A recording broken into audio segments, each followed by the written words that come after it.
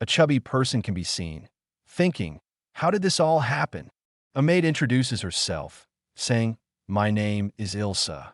As of today, I have been assigned to serve Prince Ludwig. Ludwig thinks to himself, of all things to think, I have been reincarnated as the protagonist of a depraved parody. To get to know that it's a simulation RPG I used to play obsessively in my previous life, enslaving countless women, including priestesses, knights, and even elves. In this grim tale, Revolt of the Ugly Orc, the monstrous crowned Prince Ludwig von Baldoberg leads a brutal conquest. This game is notorious for its bleak endings. Even if you destroy all the countries, the protagonist is executed in the true ending. There are also defeat endings, rebellious endings, suicide endings, a game of utter despair and nothing more. The survival rate is 0%. This girl, she is also one of the main heroines, a tragic viscount's daughter. Her name is Ilsa Hildebrand, who was turned into Ludwig's sex slave. He made a sound, and the maid asked, what is it? The main character thinks, well, this is our first meeting, isn't it? The girl replied, yes, that is correct. Then what year, what month, and what day is it today, he asked. She says, it's March 17th, year 270 of the imperial calendar. The main character thinks, that's 5 years before the game story begins, isn't it? Originally, this girl was supposed to have already become the slave during the tutorial. The game began with the scene of that act. You know which one? With 5 years in my hand, I might be able to alter the story. I must absolutely avoid the bad ending. She was watching him and asked, so what should I do?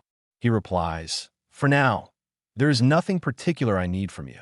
So, well, thank you for your hard work, he says. She was absolutely shocked, not knowing what happened. It's unnatural for a crown prince to bow politely to a maid. I have never spoken to such a cute girl in my past life, so I am nervous, he thinks.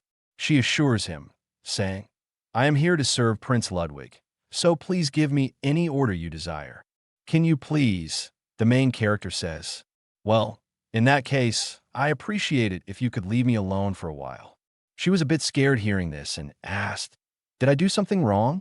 He replies, no, not at all. He says, I am rather grateful that you are willing to love someone as ugly as me. Please take it easy, Ilsa. She says hesitantly, okay, then excuse me. He remembers something about a girl who said to her father, pointing toward him, I absolutely refuse to marry a hideous monster like an orc like him. I absolutely hate him. When Ludwig was 13 years old, his intended fiancée, Sophia Maria de Belga, princess of the neighboring kingdom, uttered these heartless words to his face. Her remarks deeply scarred the heart of the once innocent and shy boy. Furthermore, she spread rumors claiming that Ludwig inherited his father's violent and despicable nature, that he indiscriminately lusted after women. As a result, even other nobles said, I can't let a beautiful princess marry a hideous orc monster. The rumor reached Ludwig's ears, driving him to shut himself away in his room. Hoping to comfort him, the emperor gave him a toy, something he could break as much as he wanted. It was after Ludwig laid his hands on her that he began to break. In his previous life, he empathized with Ludwig's circumstances. I was an outcast throughout elementary, middle, and high school, a university student who never once interacted with others. At least he didn't lay hands on her. Maybe that will change the story for the better, he thinks. Even so, his restlessness and drive to destroy other countries likely won't change. The emperor, not Ludwig, desires the invasion, and removing the emperor might be the key to rewriting the scenario. But when he thinks about it, he realizes that's impossible. If the emperor, Ludwig's strongest ally and supporter, were to disappear, the disgruntled nobles would kill him immediately because his father is the emperor, and as he is the prince, you know. He looks somewhere and thinks, what am I supposed to do? He looked in a mirror, thinking, maybe if I slim down, I could at least look somewhat presentable. After all, I am the son of a robust and handsome emperor. His eyes sparkled, thinking, okay, that's it. I will slim down, avoid being hated by the main heroines of the game, or rather, this world, and steer clear of all the bad endings. He made up his mind. We observe that the door opens, and the Emperor, Otto von Baldoberg, entered. He asked Ludwig if he did not fancy the girl he just sent as his maid. According to the game's character setting, this guy, the Emperor, is a tyrant, but not just that. He is also a foolish father who is wholeheartedly devoted to only his son. The main character says, no, not at all. Someone as beautiful as Ilsa is far too good for me. Ilsa's family is a fallen noble house, a viscount in name only. To restore their standing, they accepted the Emperor's command for her to serve as the main character's toy. But if she thinks I dislike her, it would ruin her resolve and dedication. The father of the main character says, just make sure not to take her seriously. There are better matches for you, after all. He patted his son on the head, saying, you seem to have regained some brightness in your expression. That's good. He got into a serious stance and promised his son that the kingdom of Belga and the surrounding nations that wronged him shall feel his iron wrath. I promise you that when the time comes, Ludwig, you shall have your chance for revenge. The main character was speechless as his father left with his two mistresses in his arms. The main character thinks, isn't the Emperor way too indulgent with his son? But it's me inside, not his real son, Ludwig. Suddenly, he got some pain as his head was throbbing. My head feels like it's splitting open. Someone help, he screamed out. Here comes Ilsa, his maid, who says, Prince Ludwig, are you okay? With him on the bed, he was totally tired as she, with tearful eyes, says, Prince Ludwig, thank God you regained consciousness. The main character saw her and was blushing. He looked toward her chest and was captivated as she asked, why are you so worried about me? Naturally, you are my master. After all, she replied. I see, he says. In the game, she was like a loyal dog, always calling Ludwig her master. He says, well, I am fine now, so thank you, Ilsa. She called out, Prince Ludwig, you are truly a different person from the things I heard about in the rumors. He asked, really? She replied, blushing, yes. That's settled then. Ilsa, you don't need to stay here anymore if my presence is preventing you from resting. I shall take my leave, she replied. Well then, excuse me. After she leaves, the main character tried to do some squats, but failed like a fat person. He thinks, this is tough. Well, of course it is. The next morning arrives, and while having dinner, he says, from now on, I would like my meals to be more vegetable-based and smaller portions. The maid who heard all of this was quite worried. She asked, are you feeling unwell, master? He replied, no, I just want to lose some weight. She was absolutely shocked. Prince Ludwig wants to lose weight? Really? The main character thinks to himself, so, after breakfast, there is something I would like to ask of you, he says. She, with a distressed face, says, oh, understood. I will prepare for it. So could you give me a little time? She asked. The main character, looking toward her, knows that she is totally misunderstanding this. He called out, saying, no, I'd like you to help me train to lose some weight. I need guidance. She had her mind spinning and a blush on her face, saying, oh, it's like that. The main character thinks, as someone who has been single my whole life, asking a beautiful girl like Ilsa for anything romantic is way too high of a hurdle. She says, but why would you ask me for such a thing? If it's training, wouldn't the Knight Commander or someone more suited be a better choice? The main character replies, you're actually quite skilled, aren't you, Ilsa? Her family, the Hildebrand House, is a shadow clan known for assassination and covert operations. Among the heroines, she excels in speed and specializes in swift multi-attacks, playing the role of a scout perfectly. He got on his knees, bowing to her, saying, please, I am serious about changing. I have been insulted by the neighboring princess, rejected by numerous nations.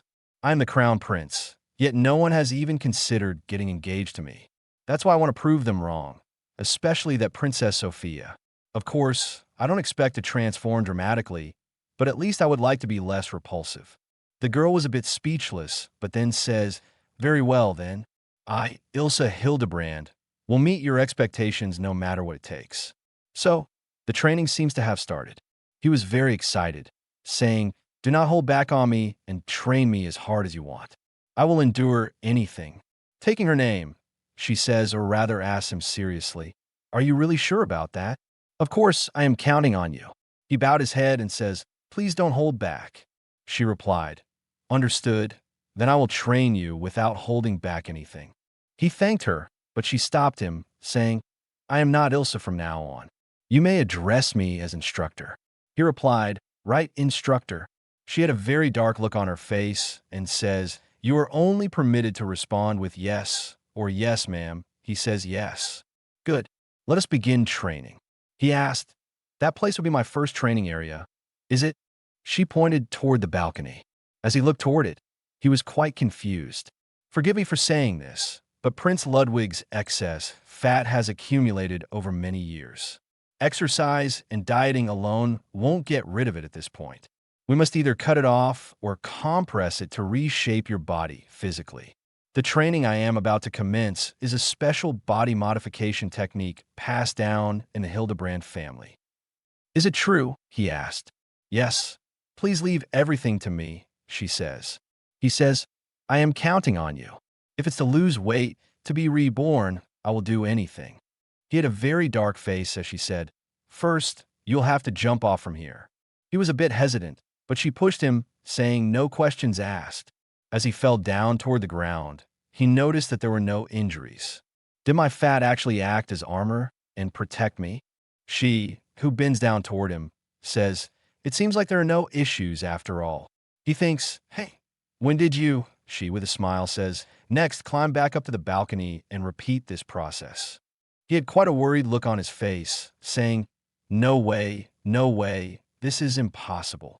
His maid, who is acting as his trainer, says, your responses are limited to yes or yes, ma'am, remember? Crying, he says, yes, ma'am. So he climbed, fell again and again. How are you feeling, Prince Ludwig? As she sat right on him, maybe massaging his back.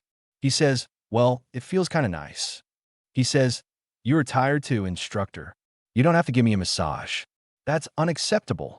She replied, proper body care is essential. Still, her body is so close, it's making him nervous. She says, Prince Ludwig, are you sure it's all right for me not to comfort you? She directly asked this question. After all, the role assigned to her, by the Emperor of course, was this. The main character says, I don't expect that kind of thing from you, instructor. Besides, it's something that people do when they're in love, not because someone ordered it. So don't worry about it, instructor, and thank you for the massage. She replies, since we're not training, please call me by my name, Ilsa, and drop the formal tone. He accepted, saying, in that case, Ilsa. She says, yes. Let's keep working hard tomorrow too. Of course, I look forward to it, he replied. 6 months have passed by then, and she says, Prince Ludwig, you have slimmed down significantly. Yes, he has, but his weight hasn't decreased at all. She says, that can't be helped. The training you have been doing presses your fat into a denser form. To compress it further, starting today, we will train from the 3rd floor balcony. He was very scared. He climbed, saying, oink. Hey, instructor, will I ever be able to walk on walls like you? She was walking on walls and says, unfortunately, you lack the aptitude for that. The main character thinks, why did I just say oink? She replies to him, but do not worry, your potential is far greater than that. In 3 months, we will proceed to the next stage of training. As she pushed him and he was falling, he thinks, there is more? Wow. By the way, oink is used as the sound of a pig. We observe Ilsa saying, today, we will train you to evade a caliper.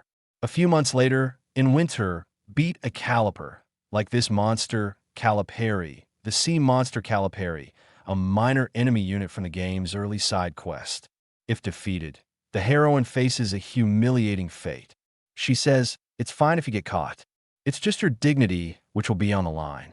As she pushed him into the water, she says, if you run in a straight line, you'll get caught in no time. Learn to dodge effectively.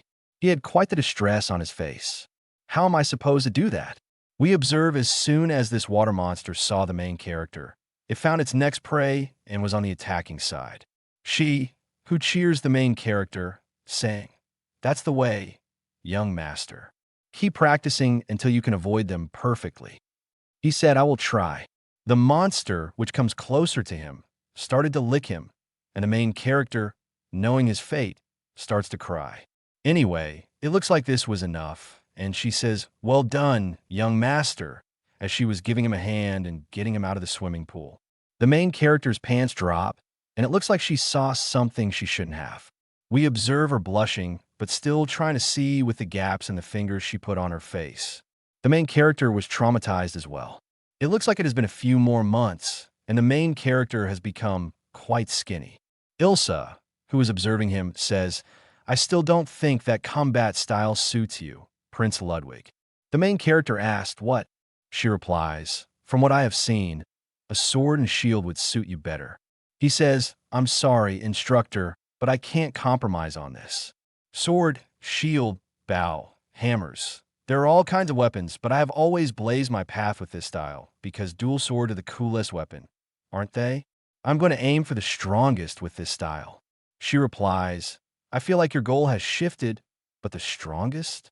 She took a breath, saying, "Very well. I will train you to be competent in it. However, prepare yourself for training 3 times as intensive as what you have endured so far." The main character shivered all over his face. Now he was getting dropped from the 5th floor, and that pervert monster was after him day after day. Not just that, but he was also learning swordsmanship. He has finally done it. He was totally in shape now. Ilsa, clapping for him, says, "Impressive, Prince Ludwig. It's only been a year, but it feels like an eternity." To the main character, Ilsa says, "With this, my role as your instructor has been fulfilled." He replies, "But I have only slimmed down. The cruel sword technique you taught me is still far from being perfect. At first, I thought about distancing myself from Ilsa's route to avoid getting involved, but now I can't imagine life without her." He asked her to please keep guiding him. She says, "Are you sure about that?" "Absolutely," he thinks. "Over the past year, Ilsa has become someone incredibly important to me, but after spending a year as teacher and student, I would like you to open up to me a little more." He thinks, "My name in my past life was Rue Nikadu," so he asked her to call him just Rue. She says, "Understood. From now on, I shall address you as Prince Ludwig." He was happy, saying, "I am counting on you." She replies, "As always, I will do my utmost to serve you." A few days later, at a banquet, everyone's keeping their distance from the main character, staring at him.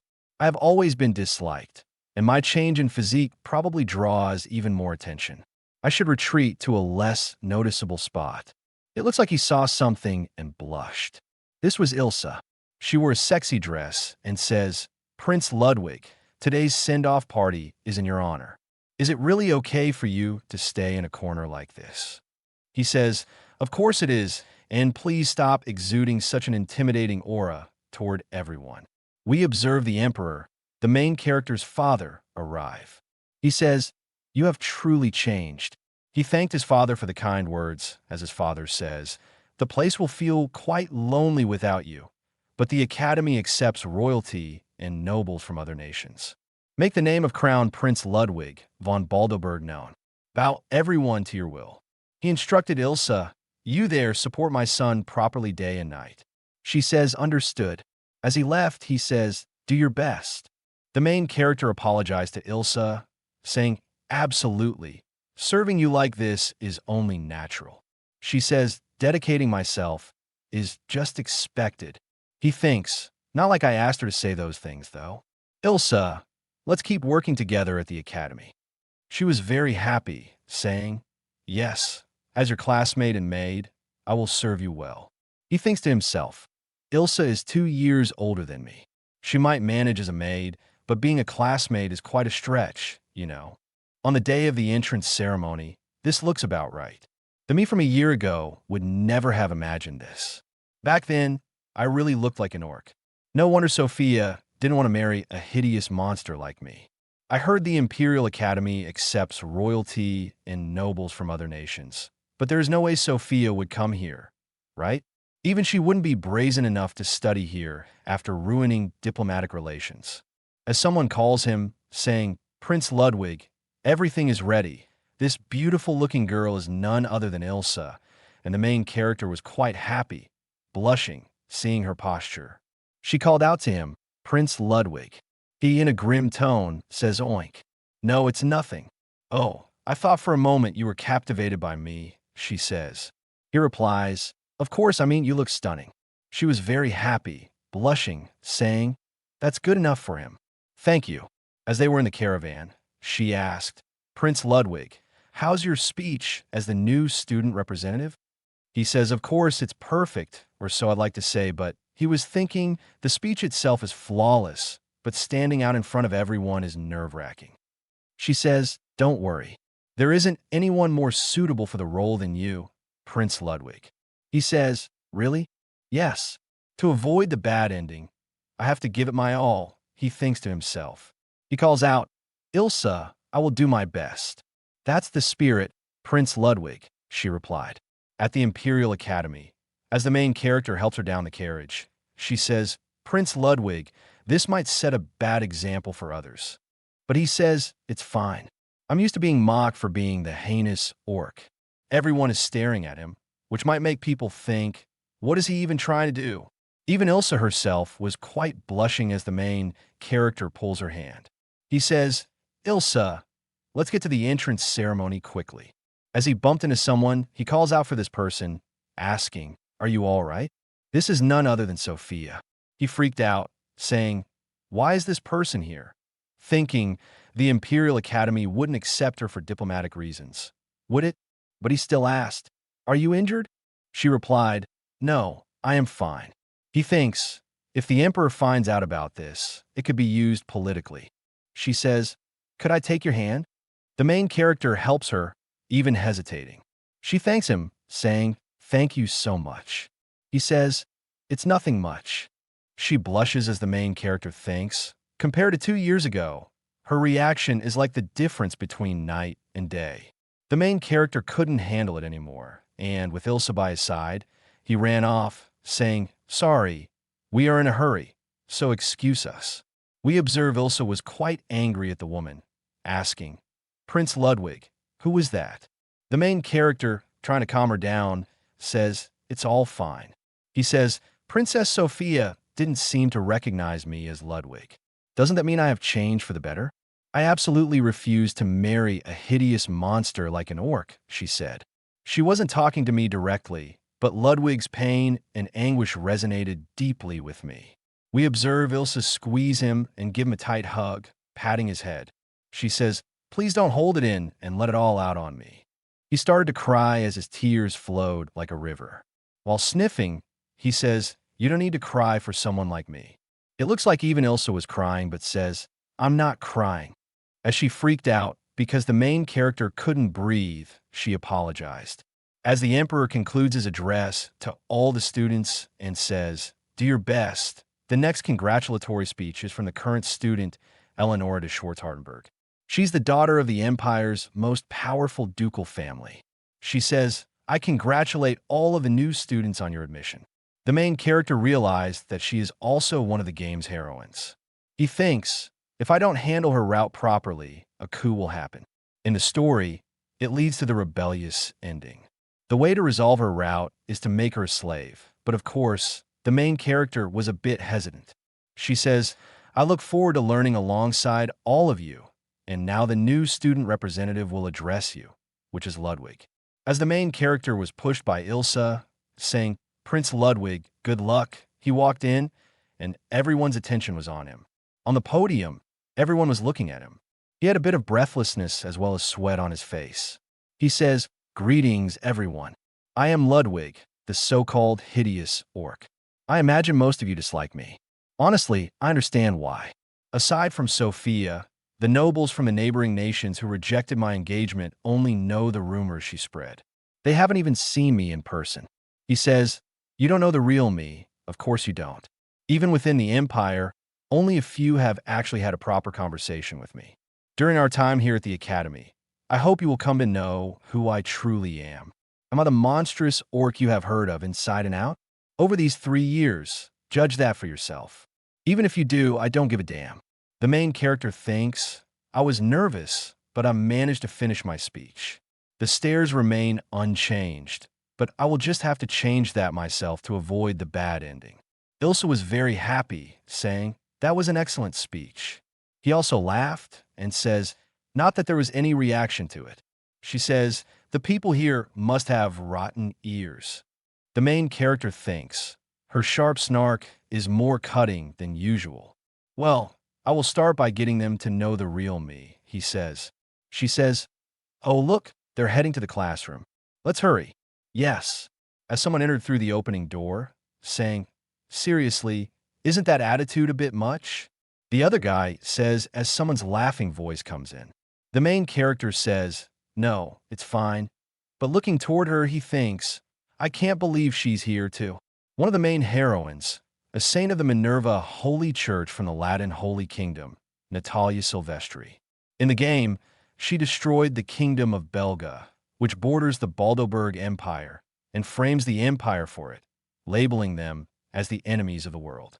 She stokes hostility and forms the anti-Baldoberg alliance. In other words, she is one of the most cunning and treacherous characters in Revolt of the Ugly Orc. "I apologize," she says, "for the delay in introducing myself. I'm Natalia, the saint of the Minerva Holy Church." She introduces these people as her holy knights, Batista and Marco.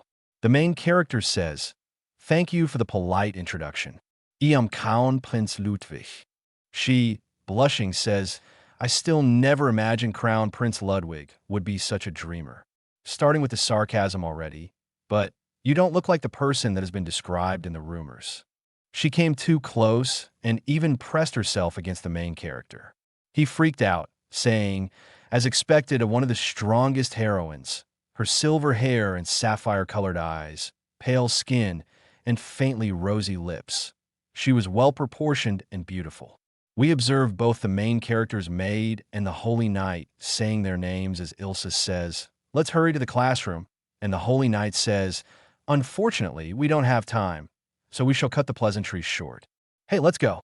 She says, "Don't tell me you have fallen for the saint," and possibly, the main character thinks, "I have another reason to keep my distance from Natalia." It's simple. She might as well drop the title of saint and go by the title of succubus. She is that much of a flirt. He takes a loser like himself and can only say yes to purity and no to flirts. He says to Ilsa, "There is no way I'd be interested in the saint. Don't worry, Ilsa, you're the only one I have ever opened my heart to." She felt so blushy, saying, "Is that so?" In the classroom, the homeroom teacher introduces herself as Matilda Newman. Her design: she is a dead ringer for the NPC soldier mob character from the game. More importantly, there are two other heroines in the class besides Ilsa. Well, at least Sophia isn't here, so thank God. As we observe, the priestess waved at him. "Why is she waving at me?" Seeing this, someone knocks him from behind, saying, "Shall I take care of her?" "Let's not resort to violence right away, okay?" This was his maid, Ilsa. The other heroine present here is Ophelia of the Brine, United Kingdom. She is a heroine who appears in the latter half of the game, the fourth princess of the Brine, United Kingdom, known as the Frenzied Night Princess. True to her name, she has the highest attack power among the heroines. Her damage is second only to the final boss, making her essential to strategy in the game. But this isn't just a game right now. I can't even think about pursuing her route. After all, her conditions for unlocking are quite complicated. Well, that's all for now, the teacher says, ending the class. The dormitory classes will begin in earnest tomorrow. Please rest at the dormitories today. He calls out his maid, saying, "I'm sorry for making you act as my attendant when you are also studying as a student." She replies, "What are you saying? Serving you, Prince Ludwig, is a privilege that I would never recommend to anyone else." He took her name, saying, "I will make sure you are happy no matter what." He thinks, "If I manage to avoid the bad ending and become the next emperor, I will ensure her family is fully restored." She got quite a blush on her face and says, "Thank you so much." Flirtatiously, she and the main character got a letter. Someone says, "Lady Eleonora has sent a formal invitation to Prince Ludwig. It's for the freshman welcome ball. It's a tradition for royal family members attending the Imperial Academy to always participate in such events." Oh, I see. So there's no excuse here, he thinks to himself. Eleonora is a character plotting to overthrow the empire. This ball definitely has some ulterior motives behind it, right? I will attend tonight. Lady Eleonora will be quite pleased, he says. He asked his maid, saying, I have never danced before. She says, don't worry.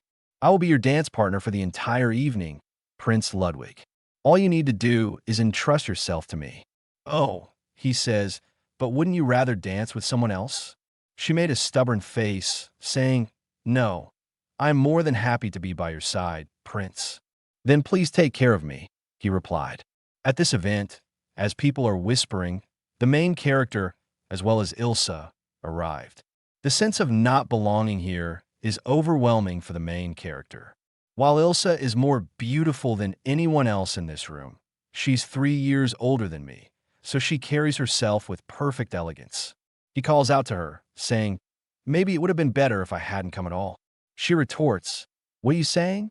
This gathering wouldn't even begin without you, Prince. You are the star of the empire. Her words make him happy, but I am still the hideous orc, and judging by these glares, everyone here agrees with it.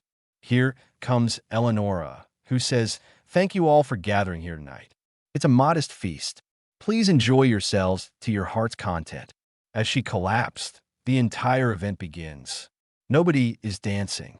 Ilsa says, it seems everyone is refraining from being the first to dance. After all, they wouldn't dare start before you, Prince, the crown prince of the Baldoberg Empire. Hey, look over there, Professor Newman and the Academy faculty. I can see with the professor watching, they can't just ignore me, the crown prince. She says, exactly, which is why Prince Ludwig, the main character, started, saying, is it full of stars? She says, you are doing wonderfully. The main character tried to focus on not stepping on her feet, but she calls him out, saying, it's proper etiquette to look at your partner in the eyes during the dance. But if I look away, I might step on your feet, he says. She says, don't worry, so please look at me. The main character was blushing, thinking, that's a look you should save for someone you're truly in love with. I feel so guilty toward Ilsa. My stomach is twisting in knots. As they were quietly dancing and having fun, the main character calls her out, saying, haven't we danced enough? There will be plenty more chances, after tonight. She says, yes, you are right about that. There are men out there who are far more suitable for Ilsa than I am. He says, I must be nervous because my throat is dry. Let's take a break in a quieter spot. Certainly. Here comes someone who calls him out by his name. This is Sophia, who asked him, won't you dance with me? Watching Sophia's blinding face, he was trembling all over. His body was trembling as he thinks about the time she called him a hideous orc and insulted him endlessly. She spread lies about him to the neighboring countries, and now that I look a little better, she invites me to dance. I want to tell her, get off me and out of my sight, but she tried to pressure him, saying, come on, the next song is starting. But his maid Ilsa stepped in, saying, my apologies. She says, tonight, the only one dancing with Prince Ludwig is me. Sophia was fuming over this, saying, oh my, you are, if I am correct, you are his attendant, aren't you? That's right. She introduces herself as Ilsa Hildebrand. Ilsa is introducing herself without even moving. The main character thinks, that's how angry she is for my sake. Sophia says, then surely you understand Prince Ludwig is royalty. It's inappropriate for someone like you, a mere attendant, to presume to dance with him. She was speechless. The eyes of Ilsa were enough to scare the hell out of her. She points at her, saying, don't you understand? You are a foreign noble, the daughter of a ruined family on the verge of collapse. What's more, you have nothing but a mere plaything for His Highness. He says, you are right. 2 years ago, I was the hideous orc you mocked and scorned. I will admit that. He was furious. He says, don't you dare disrespect or insult my beloved Ilsa. She stayed by my side and encouraged me and supported me when no one else would. Don't lump her in with someone like you who judges others by appearances and spreads baseless rumors. We observe Eleonora saying, Prince Ludwig, that's enough. This is President Eleonora. She says, I have been watching everything unfold. You drenched a woman in her drink and yelled at her. Sophia, tried to play the victim card, and Eleonora also said, and yet, the one who insulted Princess Sophia here was none other than your attendant. It is the duty of those in power to discipline their subordinates when they behave disrespectfully. She continues, saying, huh, what? You said at the student entrance ceremony that was something like that, wasn't it? I want to see. I can't just stay silent when someone important to me is insulted for my sake. I will never allow it. He thinks, even though the worn heroine wished to see me, I couldn't protect her. How am I supposed to avoid the ruinous ending like this? He says, if seeing the real me has disillusioned you, then so be it. I, for one, have no use for those who hide behind their status and power to insult other people or for those who would accept such people without a second thought. I want nothing to do with either of them. As he grabbed Ilsa and stepped off, away with her in the carriage, they apologized to each other. Stop it, Ilsa. You have done nothing wrong, he apologized. And she says, Lord Ludwig. He says, more than that, I am the one who made you go through something so unpleasant. She says, you have done nothing. On the contrary, you even risked your standing for someone like me. The main character started laughing, saying, why are we apologizing to each other like this? I was really happy that you stood up for me against Princess Sophia. He thanks her, and she had tears in her eyes. I was always protected by you. No, more than that, you cared for me so deeply. Thank you, she says with a blushing face. He replies, we are even then? Yes, we are. So let's keep counting on each other, okay? Yes. At night, in the dormitory, the main character lies on his bed, thinking, now my plan to show my back to the heroines and break all the ruinous flags is impossible. I want to change the heroine's impression of the hideous orc to show through my actions that I am different from the vile, wretched protagonist they think I am. I hope that little by little, this perception that would have dragged me down would change and break. But now that they have seen all this, me who was drenching a woman with juice and yelling at her, I don't regret my actions at all, but there is no way they will listen to me now when I try to tell them that I am not the hideous orc. Besides, Sophia being one of the heroines, we were never going to get along anyway. In that case, maybe I should try to steer the story toward one of the ruinous endings, but that wouldn't work. Each heroine has different conditions for their ruinous ending, so I will have to deal with them one by one. The defeat ending, the rebellious ending, the suicidal ending, and there are quite a few unique ones as well.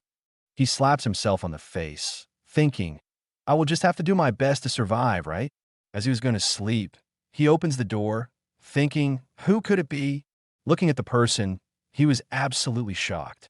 That outfit, it was none other than Ilsa in her nightgown, a limited distribution item, a sheer nightgown. She says, I am sorry for coming so late at night. It's a bit embarrassing, so may I come inside? He says, of course, come in, come in. So what's wrong?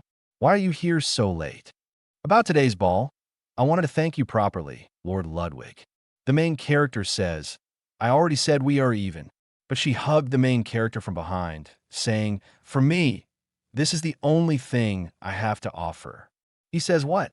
She replies, so please take me as you wish. He thinks, it's not like I did anything that deserved this. She says, Lord Ludwig, do I not please you? Well, that's not it. Ilsa, you are trembling. That is because this is my first time as well. It looks like both you and she are excited. The main character removes his clothes and then puts them on her, saying, gratitude or whatever it is, you shouldn't offer your precious body for something like that. But this is all I have. No, that is not what I mean. The main character says, you should save it for when you're truly, deeply in love with someone and want to be with someone you cherish. Okay? She was blushing, hearing the main character. As the main character said to her, it's late. You should go get some sleep. She says, at least let me sleep by your side tonight, please. The main character was blushing, saying, she went there, huh? I can't dismiss Ilsa's feelings anymore. Calm down, inner orc, he thinks to himself. Yeah, sure, then you can use the bed, and I will sleep on the sofa right over here. She says, no, Lord Ludwig, you shouldn't sleep on the sofa. You should sleep properly in the bed. She climbed up on top of him, saying, so this is how it is. Let's live together like this. Yes, let's do that. She herself was totally embarrassed as well as a little Yandra for him. He was crying as both of them were in the bed together. She smiled and says, "This is my first time sleeping in the same bed as a man." He was totally embarrassed as she clung to him. He thinks, is that so? Can I, and my inner orc, make it through the night? The main character was quite sleepless. He thinks, I should probably get up soon, but I kind of want to enjoy this moment a little longer. As someone calls him out, it was Ilsa herself. She says, "Good morning." "Yes, good morning," he replied. She smiled, and with that, the main character blushed even harder. She tells him, blushing, "I was so happy last night that I couldn't sleep." He says, "Wait, did she stay up watching me the whole night?" Actually, the main character also says and with that, she hugged the main character, saying, "That makes me so happy." "All right, time to get up," he says. "I have to stick to my usual routine, you know." She calls out his name as he rushed to the door, saying, "Ilsa, you can stay here and rest. I'm heading out." She tried to stop him, but he still went ahead. "Even though I didn't sleep at all, my orc is still full of energy. I already lost more weight than a normal person. I probably don't even need to train anymore, but the thought of gaining it all back terrifies me. If I ever go back to how I was before, even kind-hearted Ilsa would leave me." As he notices someone, he thinks, "Anyway, I just need to get through this training." Wait. That someone looked back as the main character observes. It's Princess Ophelia. He apologized, saying, "Sorry for getting in your way." She says, "Well, this is the courtyard, so you don't have to worry about it. More importantly, how do you know my name?" He says, "We're classmates, you know. Besides, Princess Ophelia's royalty from the Brine United Kingdom. Everything seems self-evident." He thinks, that makes it sound like I've been keeping tabs on Ophelia. She says, "I see, just as you say, Prince Ludwig." He thinks, safe. At least she didn't take it the wrong way. "So, what brings you to the courtyard this early in the morning?" he asks. "I was about to train," he says. She wonders, "Oh, is that so? Then I'll watch for a bit." The main character says, "What? No, there's no way. There's nothing watchable. Besides, weren't you in the middle of your own training, Princess Ophelia?" She packed up her things, saying, "I was just about to take a break. Don't mind me." The main character rubs his head, saying, "Why is she suddenly interested in me? I seriously don't want to get involved with the frenzied night princess." She, drenched in sweat, says, "Come on, let's get started." Damn it, she's ridiculously cute, the main character thinks. Well, then, the main character climbs the wall of the courtyard and then falls from there onto the ground. She looked at it and was smiling, looking toward it. 30 minutes later, the main character has been doing this for 30 minutes. She was watching him the whole time. Doesn't she have her own training to do? She calls out to the main character and asks if he does this training every day. "Yes," the main character says. She says, "Scaling walls and jumping off rooftops? That's absolutely insane." He thinks, right when I first started, Ilsa said the exact same thing. "Your answer should be yes or yes, ma'am." Well, Ophelia says, "This is different from what I heard in the rumors about you." The main character thinks, I see. Even Ophelia has heard about the Hideous Orc rumors, thanks to Sophia. She says, "Still, I don't know much about you yet." That's why we observe Ilsa coming from behind in her maid costume, taking his name. She raised her presence and sneaked behind him. The main character was distressed as he remembered something. If the loyalty of my maid Ilsa reaches 200%, and while another heroine's loyalty also hits 100%, it triggers the assassination ending immediately. The game guides only listed the condition, but never revealed the culprit. But now it's obvious. It's Ilsa. She's completely in Yandra mode. When did I even raise her loyalty that much? I can't even remember a single moment that would have triggered it. This is absolutely terrifying for him. Ilsa, with her hands on his shoulders, says, "Why are you here with Princess Ophelia?" He says, "What's with her eyes? No light in them." Sophia says, "Hey, who are you?" "Prince Ludwig's attendant, right?" She introduces herself, saying, "I am Ilsa, serving as the maid for Prince Ludwig. You must feel truly fortunate, Princess Ophelia." She had a glimmer in her eyes and was blushing, saying, "I'm honored, Princess Ophelia." "What exactly do you mean by that?" Ophelia says, Isn't it quite obvious? Prince Ludwig already has a bad reputation, and last night he acted the way he did.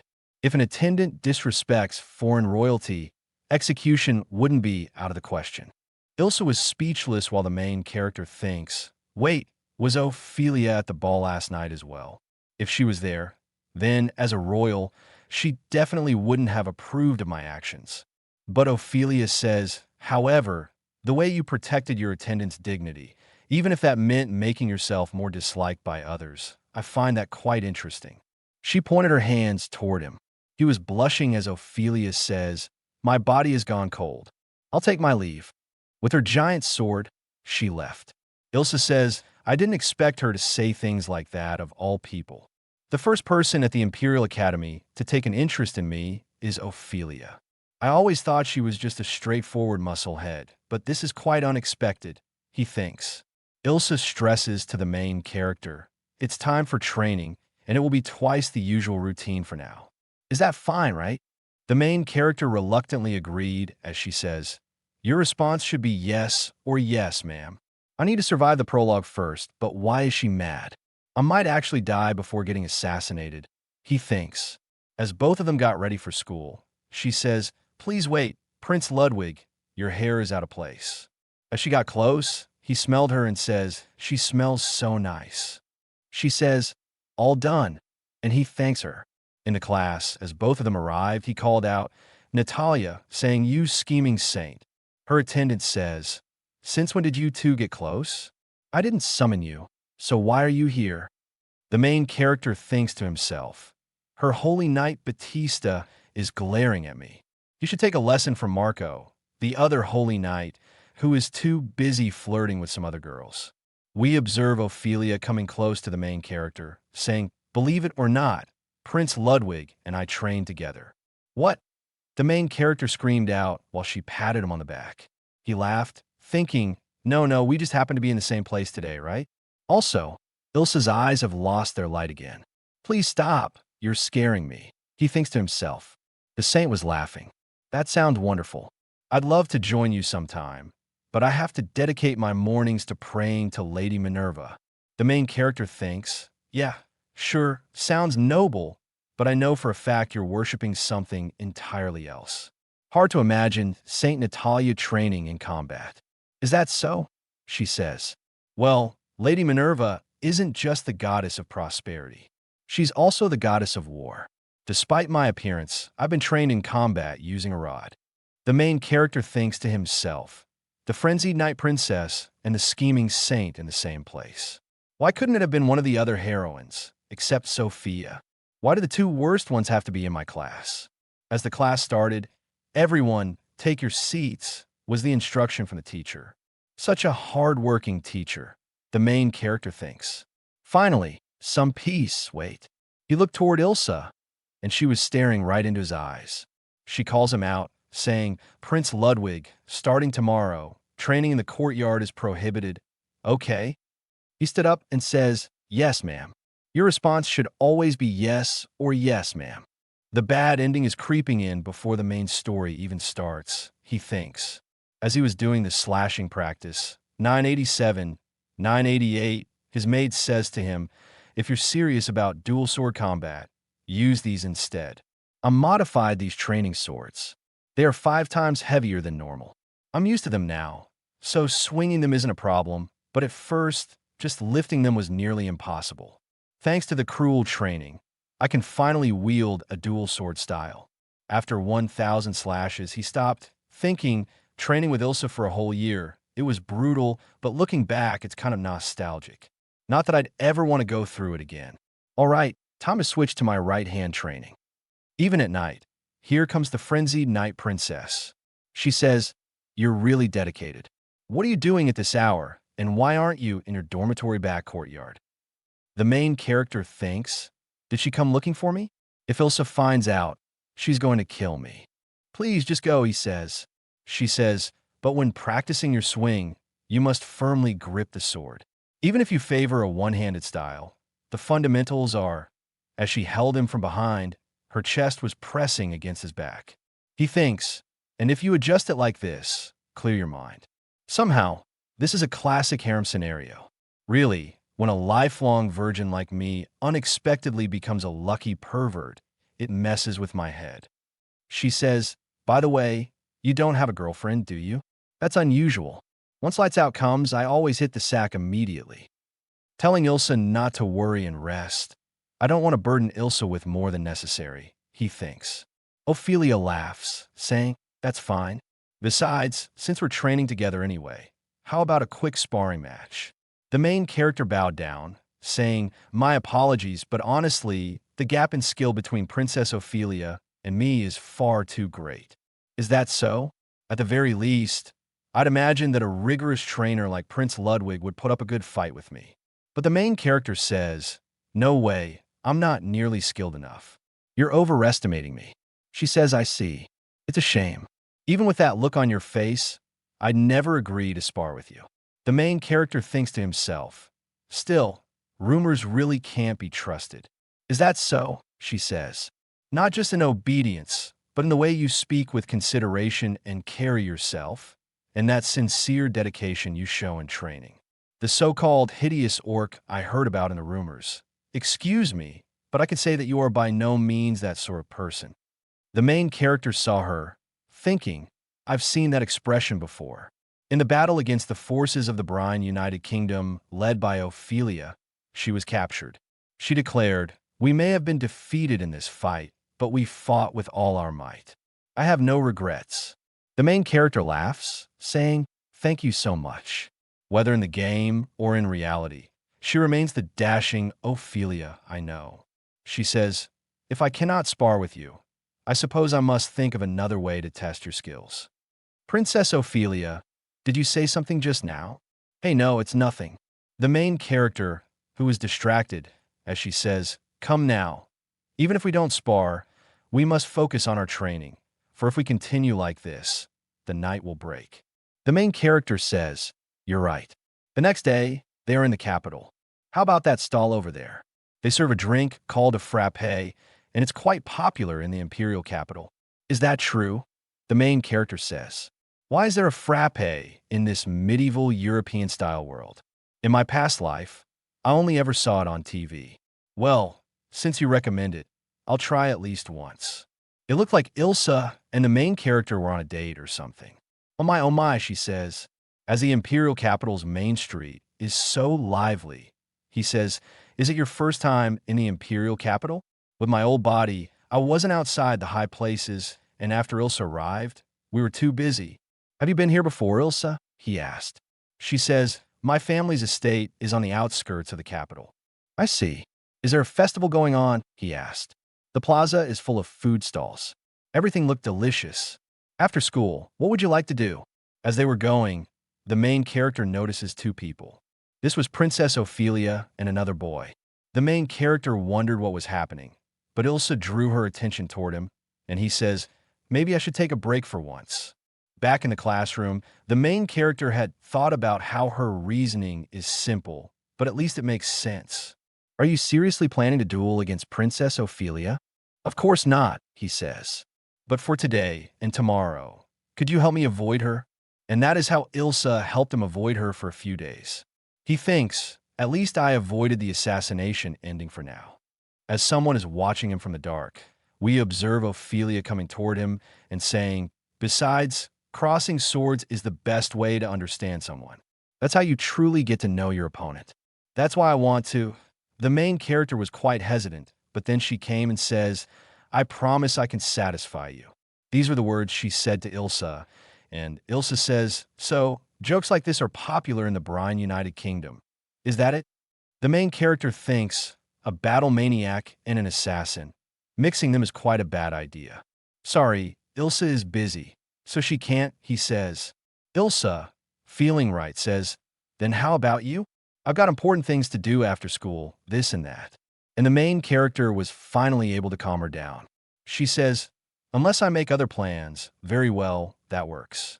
Princess Ophelia, why are you so obsessed with fighting with him? Because she's a battle-crazy maniac, the main character thinks. But Ophelia says, Your Highness, that was quite rude. You wouldn't happen to be thinking something like that. Of course not, of course not. The simple reason is I want to fight a strong opponent. That's literally my logic. Well, back on the streets of the Empire, it looked like the saint has found her way back to the main character. The main character thinks, oh no, is this the black-hearted saint I just managed to escape from Ophelia? And now this? Why is the saint, Natalia? What a coincidence meeting you here, she says. Oh, indeed it is, she called out to the main character while doing that seductive move. Prince Ludwig, perhaps you were thinking about me, enjoying a drink from that stall? She thinks, poor thing, she's practically seducing me. But Ilsa came between them, saying, Prince Ludwig is about to have a frappé with me. Is that so? Yes, Ilsa told me the fraps here are really good. Well, then, since we're here, we shall have some too. Your Highness Ludwig, let's drink together. The main character still had some doubt in his mind. Saint Natalia, as Ilsa says, I may be overstepping, but considering Lord Battista and Marco behind you, aren't you in a hurry? One of them ran away. She says, indeed, but wouldn't Lord Minerva be pleased if His Highness Ludwig, the crown prince of the empire and the saint of the Holy Church, strengthened their bonds? If that is the case, then surely you understand what should take priority, don't you? She looked toward her guards with terrifying eyes. Ilsa says, the saint should enjoy a frappé with Prince Ludwig. I fail to see how that aligns with Lord Minerva's teachings. Is that so? The priestesses, the Baldoberg Empire, and the Minerva Holy Church stand together. Isn't that what's expected, considering the peace of the Western nations? Isn't it only natural for a saint to seek closer ties with the future emperor? I see, the main character thinks.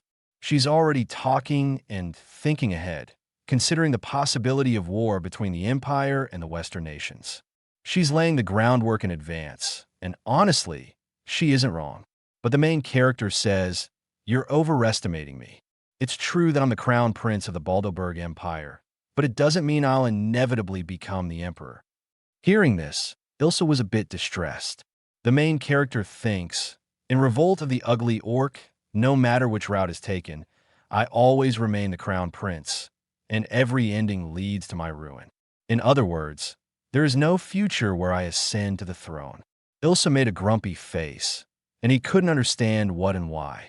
Very well, let's have a frappé, she says. Together, Saint Natalia, Ilsa says. As she placed the order for 3 fraps, the main character looked toward her and says, are you sure about it? She says, of course, it's only natural for the future emperor, Prince Ludwig, to establish political ties with the saint of the Minerva Holy Church. He thinks, so that's what she's thinking about. Ilsa originally came to me for the sake of reviving the Hildebrand family. She must believe that unless I become emperor, her goal will never be realized. The main character says to her, don't worry. Even if I never ascend the throne, I swear I'll restore your family's honor. This is my way of repaying Ilsa for everything she's given me, for giving me a second chance at life. She says, really now? That's not what I meant at all. More importantly, we should place our order. What will you have, Prince Ludwig? She asked, coming closer. The shopkeeper says, let's see, I'll have this one, please. And after, the main character saw that there were 2 straws in it. Here we go, 2 straws in 1 frappé. That means, he asked the shopkeeper, sir, shouldn't she have her own frappé? But Ilsa says, this frappé is meant to be shared between 2 people. So no, of course it is. Is this really okay, Ilsa? If you like, you may have mine instead. Natalia says, but she respectfully declined the offer. Now then, Prince Ludwig, fraps are best enjoyed while they're still cold. Let's drink. Embarrassingly, both of them came closer, and with each straw in their mouth, she gulped. As both of them started drinking, looking toward each other, they felt too nervous, and it was evident on their faces. While drinking, both of them realized how good it was and how delicious it was in their eyes. Natalia, the priestess, says, mine is delicious as well, Your Highness Ludwig. Please try. He says, no, I'm fine. Would you like to try some? She insisted. I'm really fine, he says. Is she seriously trying to set up an indirect kiss? Perhaps you should offer it to someone else regarding her guard. But she says, it looks like Lord Battista is already full from his own frappé. What is she up to? The main character thinks. where her knight says to her, I believe this is the oh my. Is that so? It looks like their time is up. Well, then, I shall see you tomorrow in class, she says as all of them leave. Her attitude at the entrance exam. There's no doubt about it. She absolutely hates me, he thinks, talking about her knight. So it's just the two of us left. Yes, it is. Ilsa and the main character were left. The main character looked at her and smiled, as did Ilsa. This is just part of her duty as my assistant, but somehow this really feels like a date, doesn't it? We observed she herself was quite blushy all over, and the main character was drinking the frappe. Well, as their frappe drinking got finished, it's time to head back. As they had closed their arms together, when a date isn't over until we get home, sleepyhead, come along. Hey, wait. If we delay any longer, it'll interfere with tonight's training. I'd be happy if Ilsa also felt this way, like we're on a date. Next time we come to Main Street, let's have a frappe together again. Yes. 1 week has already passed, and ever since Ophelia started getting involved, Ilsa has been a lot harsher. This morning's training was brutal, and I even dozed off in class. Ilsa, how are you holding up so well? He asked. Well, Ilsa has been training since she was a little child. We observed Sophia and the boy from before walking toward them. The main character realized, is something wrong over there? The man standing next to Sophia, I saw him talking to Ophelia a week ago. He was probably feeding her all sorts of lies about me. If possible, I'd rather not run into Sophia. But if I avoid her here, it'll be as if I'm admitting defeat to a woman who insulted me. We observed both of them crossed each other. She didn't even say anything. As the main character was leaving and in a good mood, we observe a lot of noble students blocking the way of the main character. He knows that they don't like him very much, but this is a bit much. We observe Ilsa taking out her daggers, saying, please grant me permission to eliminate these pests. Well, hold on a second. He says. He yelled at them, saying, what is the meaning of this, blocking our way? Do you intend to stop us from eating lunch? These nobles say, a hideous orc like you has no right to sit at the same table as us. That's right. The main character couldn't understand, but he knows the classic mob mentality. They have no real reason, but they gang up against someone like me. It's the same as a social media witch hunt. They think they're in the right, but anomalies make them even more aggressive. The main character just laughed at them, saying pathetic, and they retort, saying, what the hell did you just say, orc? I said it out loud, but Ilsa says, the prince was quite right, absolutely. She says, hiding in the shadows, insulting others from a safe distance. Hardly the conduct of true nobility. How daring. Someone came, and it looks like Ophelia has caught the collar of the main character, saying, you've shown your true colors. I heard it myself on the night of the ball, disgracing, or at least trying to disgrace, Princess Sophia. Such a hideous accusation was placed on her. He says, please calm down. There's some kind of mistake. I haven't seen her since the ball. Don't play dumb, she says. Her attendant Thomas said if I hadn't noticed and stopped him, who knows what would have happened. That's what he claimed. That guy from earlier, the main character, remembered. So that's why he approached Ophelia last week. He was setting this up in advance. I don't even know the man named Thomas. The main character says. But Ophelia says, how disgraceful. I thought you were different from the rumors, but I was wrong. I swear I didn't do anything of the sort, the main character says. Besides, that night, I was with Ilsa until the morning. The mob keeps saying, I knew it. So, in the end, this woman is nothing but the hideous orc's plaything. But he screamed out, hearing all that, damn it, I have never laid my hands on Ilsa. That night, we were simply together, nothing more. They observed Ophelia sing, very well then. I'll decide for myself whether you're lying with my sword.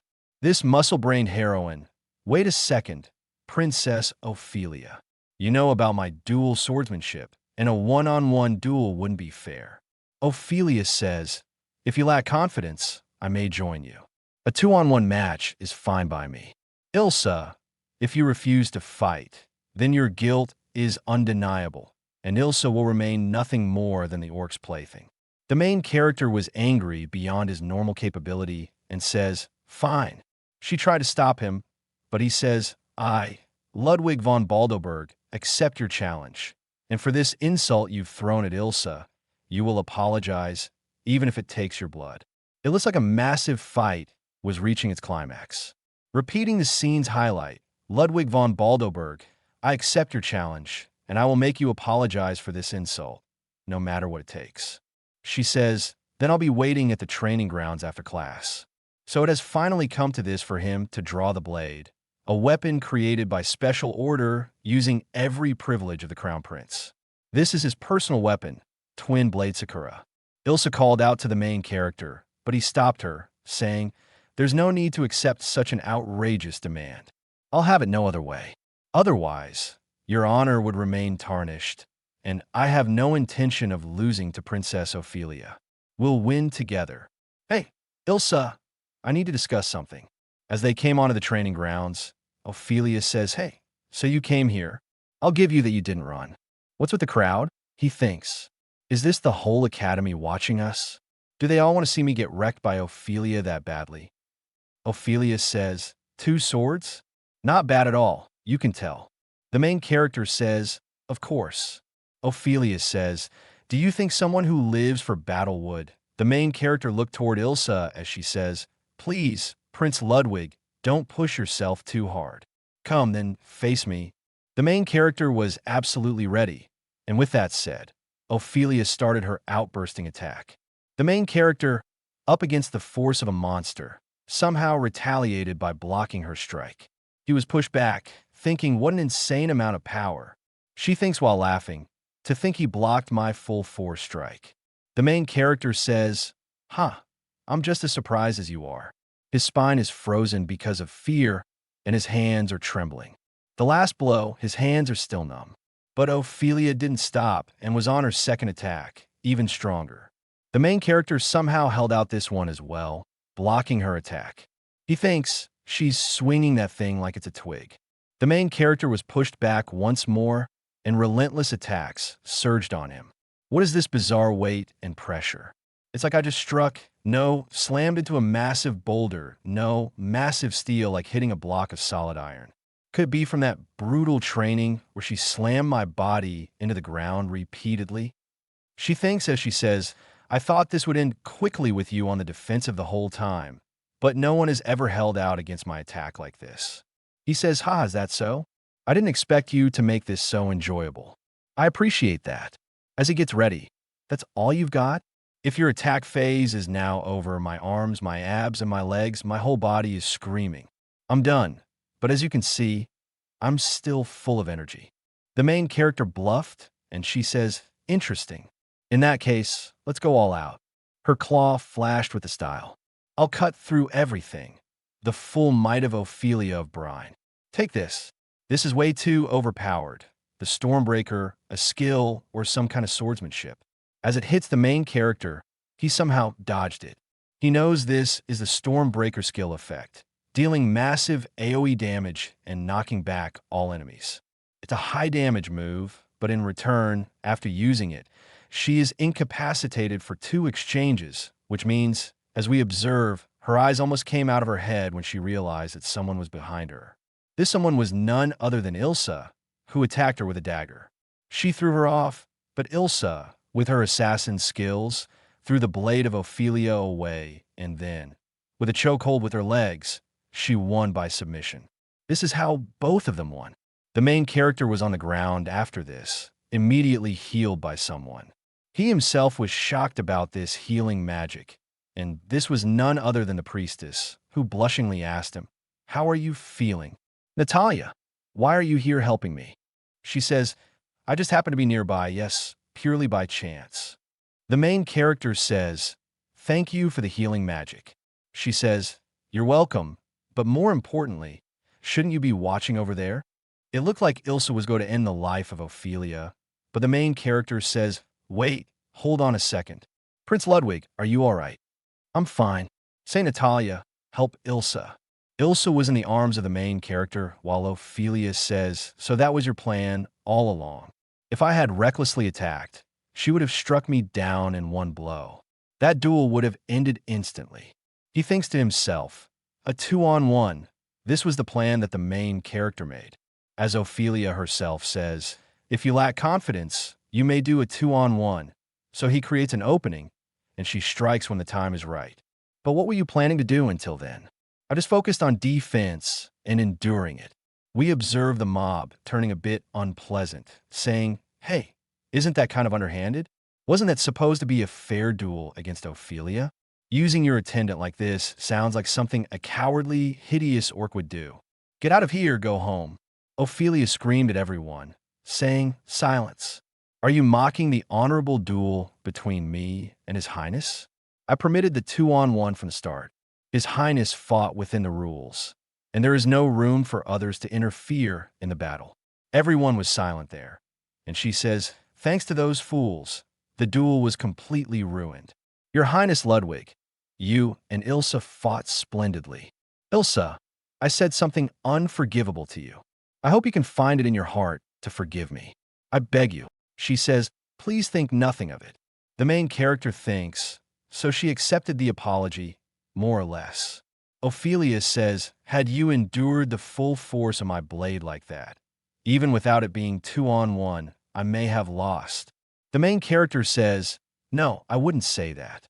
She says, "And because you endured my sword, I'll believe your words as truth." However, the rest of them may not have the same feeling. From the start, whether the hideous orc was lying or not doesn't matter. It's just that no one will ever believe me, he thinks. As she made a sound with her hands, we observe someone whose name is Clarice throwing the attendant Thomas onto the ground near the main character. This girl, and that's Sophia's attendant, Thomas. Now then, Thomas, just the other day, you clearly said on the night of the ball, Prince Ludwig tried to defile and disgrace Princess Sophia. He was trembling as Ophelia was angry. "Speak up. It's just, so what you're saying is that you dared to lie to me, Ophelia O'Brien?" He was in tears, saying, "No, I didn't lie. We observed Clarice saying, 'Princess Ophelia.'" Even after the duel, this man continues stirring up the crowd and provoking them. What a disgrace. Hold on. Is there something you need, Princess Sophia? It looked like Sophia was here. This is regarding Thomas. Oh, I had no idea he had acted with such disrespect. This man is a disgrace to the kingdom of Belga. To restore our name, perhaps execution would be appropriate. Execution? How could she say that about someone who served her? Ophelia thinks to herself, "Then should we cut off his head here and now?" Sophia says, "Go ahead, I don't mind at all." Thomas was quite terrified. He begged Sophia to stop. "I did all this for you. For me?" she says, as he was speechless after that. Ophelia says, "But the ones Thomas has truly insulted are His Highness Ludwig and his attendant Ilsa. Would it be right to leave the permission of the punishment to His Highness?" The main character thinks, "She's pushing it onto me." Ilsa thinks to herself while telling the main character, "Shall I dispose of him?"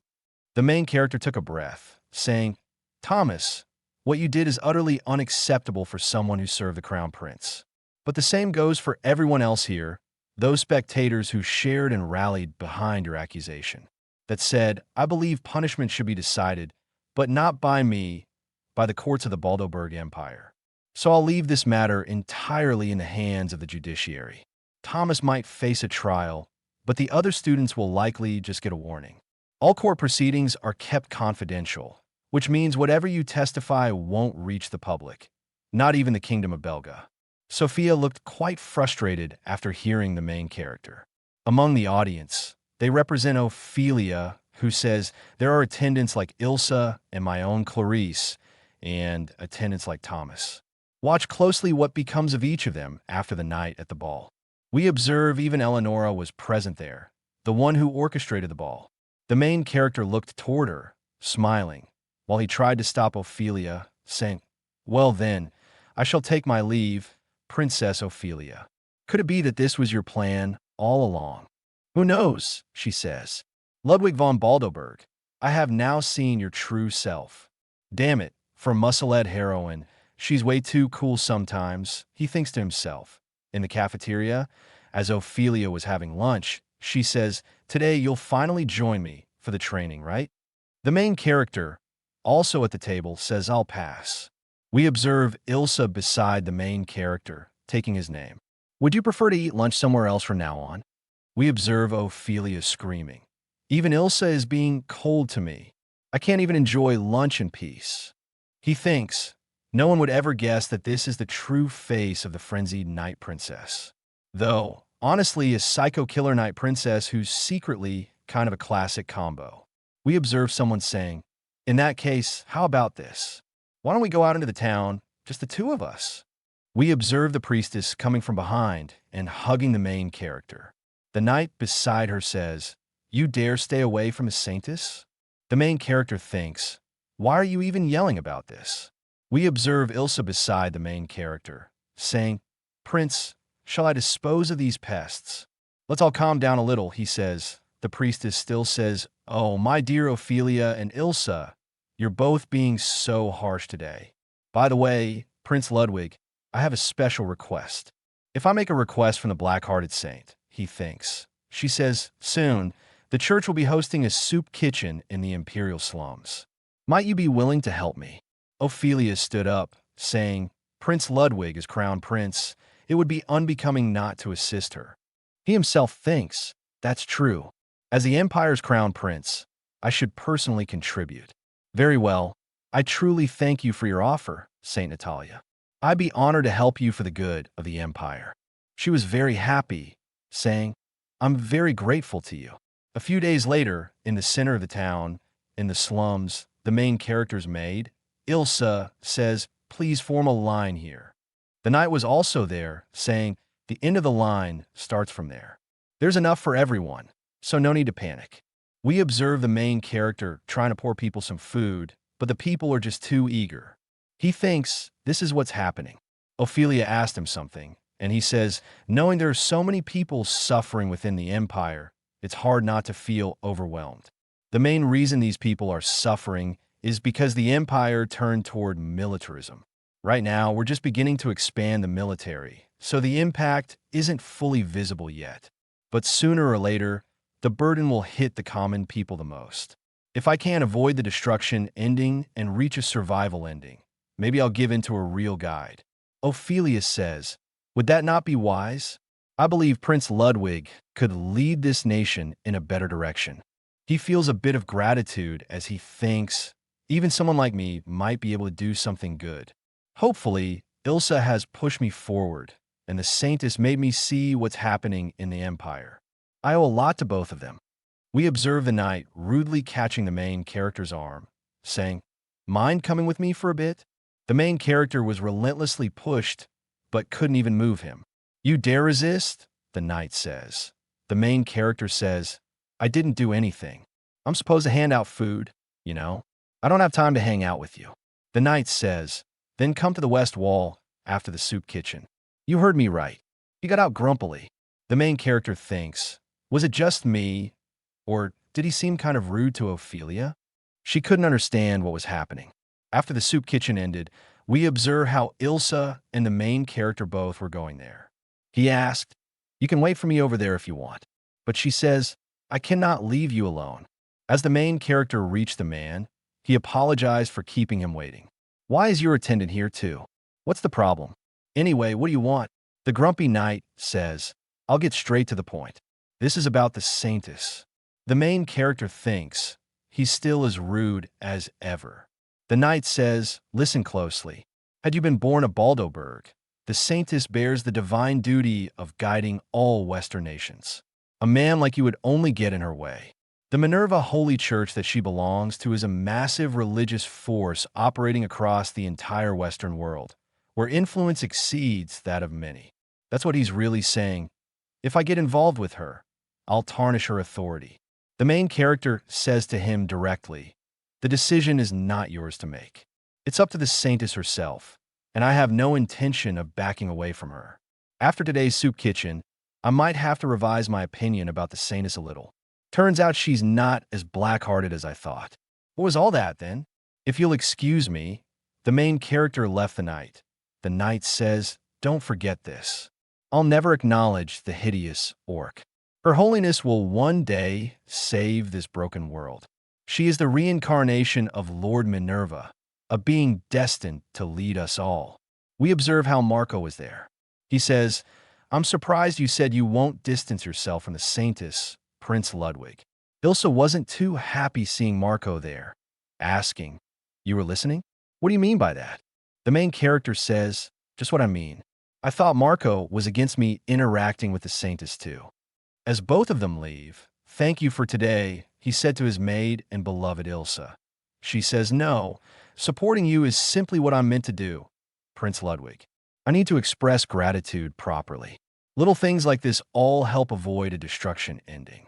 As someone calls him from the alley, the main character says, "I'm going to help clean up a bit. Can you wait here, Ilsa?" This was none other than the priestess, who says, "Sorry, forgive me for stopping you." Normally, she'd barge in no matter how tense the situation gets. What's gotten into her? She says, "I simply wanted to thank you for the earlier soup kitchen, Prince Ludwig, and to apologize." "Apologize?" he asks. She says, "First of all, thank you for the soup kitchen today. And regarding the blankets and other supplies, I'd never imagined the Empire would provide us something like this." The main character says, "Not at all. It's honestly shameful that it took the church's movement to get us involved." She says, "I don't see it that way. I think you're truly admirable, Prince Ludwig. In other Western nations, we hold similar soup kitchens, but it's quite uncommon to help the church even a bit." He says, "Really?" She pointed toward the bench, saying, "Perhaps we should sit. Standing like this isn't ideal." The main character threw in some kind of towel. "Please take a seat," said Natalia. She says, "Thank you very much." The main character thinks, "All right, good that I read etiquette books on how to." She, with a satin face, says, "You're nothing like the rumors." The main character says, "So, about that apology?" She says, "Of course. My knight, Batista, said something truly rude today. I'm very sorry for that." The main character says to her, "Please don't blame yourself for that. The Saintess didn't do anything wrong." She had tears in her eyes as he says, "Seeing Natalia, I'm sure you already know this, but I have no intention of distancing myself from you. And if it's all right with you, would you invite me to help again next time?" The main character thinks, "I couldn't do something as cruel as pushing a heroine into despair. I'd be happy to. I'll be counting on you again," she says.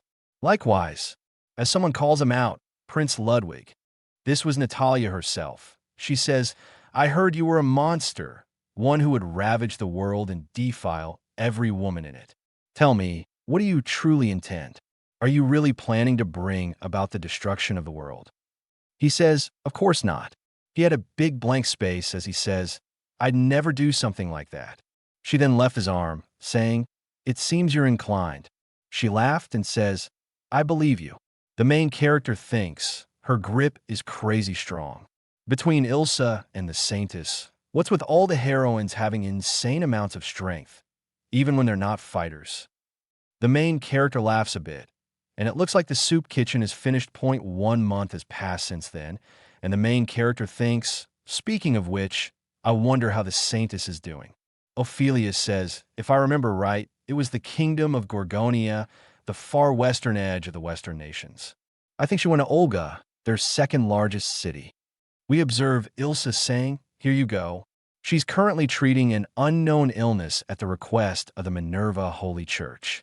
In this world, healing magic activates a person's life force, which means it can also energize harmful bacteria and viruses. Even someone like the Saintess, a healing expert, might struggle to save anyone like that. Treating illness harm? I'm sure she's fine, Ophelia says. Saint Natalia is probably helping a lot of people. The main character's maid also replied, "That's right. You have nothing to worry about, Prince Ludwig." We observe Ophelia saying, "I guess worrying is only natural, but what we can do is pray for her sake and also welcome her back with a smile when she returns." The main character thinks, "That's very true." When 2 weeks have passed, a letter has arrived. Reading it has become quite a big problem for the main character. The Saintess has fallen ill. Forgive the forwardness, but to Prince Ludwig and Ophelia, we both ask for aid from your empires. We have yet to identify the illness, and more patients are appearing each and every day. The Saintess lies bedridden, suffering from intensive fever day and night.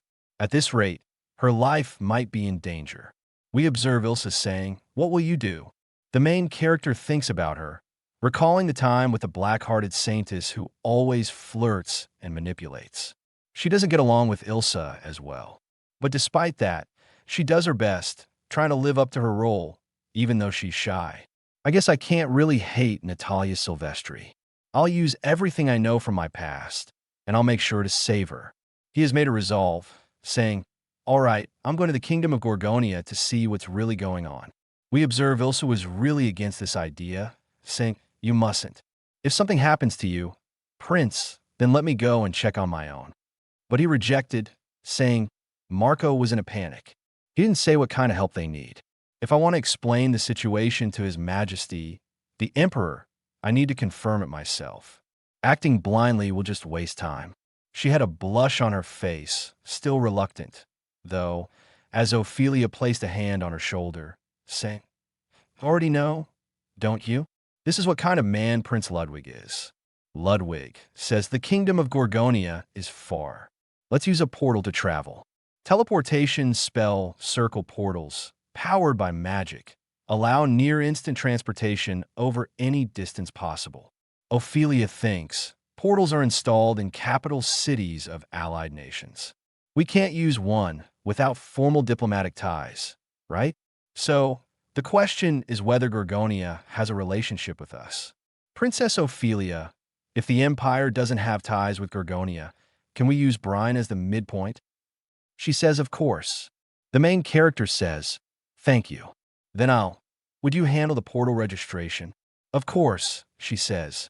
"Leave it all to me." She says, "Yes." So while Ophelia asks Clarice, "I'm asking to count on you too." Clarice says, "Yes, Prince Ludwig. Let us accompany you to the Kingdom of Gorgonia." "I thought you'd say that, Princess Ophelia. You know me well. Then let's head for the Kingdom of Gorgonia. There are portals in the palace and the foreign ministry, but I requested access to the palace one this time." "Wise decision," Ophelia says. "If we brought back an unknown illness, the entire capital would be at risk. I doubt the foreign ministry would approve this use."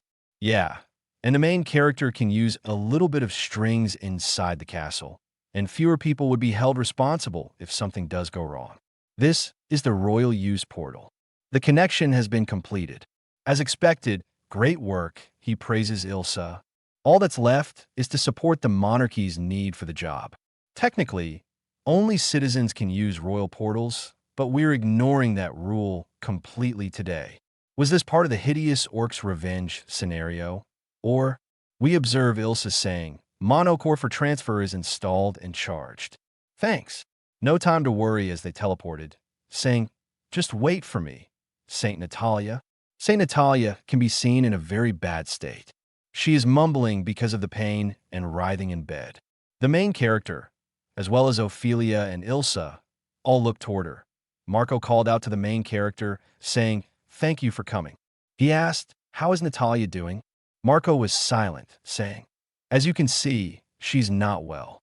Batista has also been infected with the same illness and is now bedridden in another room. Let's go outside. I'll explain the situation." We learn that she's turning to stone. The skin slowly petrifies until it leads to death. For the past 2 months, the number of infected has reached incredible levels. At this point, nearly the entire town has it. If it reaches the capital, this country is finished. Ophelia says, "Prince Ludwig, what will we do?"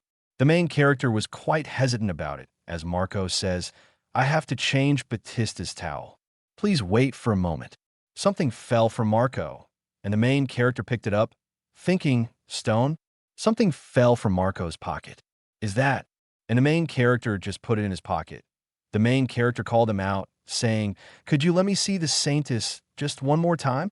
He says, "I'd prefer to say no," but as the main character opened the door and came near her, we observe Ilsa was quite distressed about the main character touching her.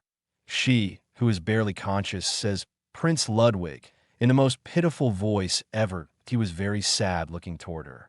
"How shameful I look." The main character has seen this before in the game. When the Saintess is exiled and broken, she says, "Now that I'm no longer the Saintess, I'm just plain old Natalia, pathetic, discovered by the Pope and risen from a poor farmer's daughter to a saintess, but crushed under the pressure of that title. She eventually gave her soul. I'm trying to survive in a world where only destruction endings exist, he says. You're not pathetic at all, Natalia. She had tears in her eyes. She says, you've always worked hard as the saintess. You risked everything to help Gorgonia.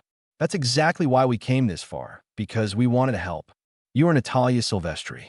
I'll save this country in your place, so please rest assured. As the main character got up from there, he was told by Ilsa that before entering the room, he should wash up immediately. He says, sorry, but excuse me for a minute. Ilsa says, it's okay, don't worry.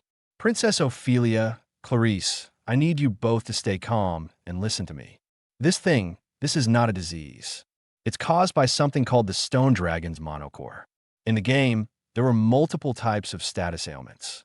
Petrification was one of them. Ophelia grits her teeth, saying, that sort of thing, does it really? He says, I saw it once in the Royal Archive. This was a lie by him, but it definitely does exist in the game.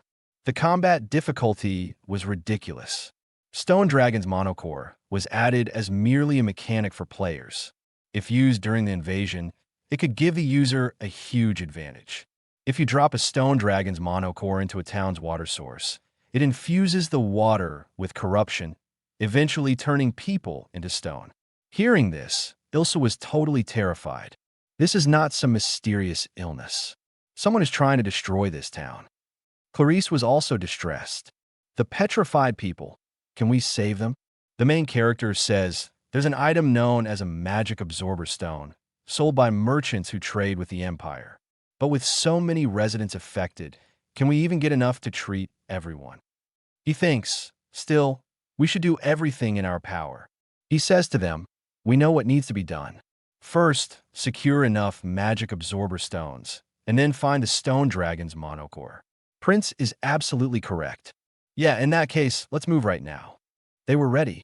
In the castle of the main character, his father says, so you wish to bring magic absorber stones from the kingdom of Gorgonia? He says yes. Without the king's cooperation, there's no way to secure such a large amount of magic stones. Kingdom of Brine, he says. After all, diplomacy is about aligning with the distant and pressing the close. They're more likely to extend goodwill to distant nations than to neighboring ones.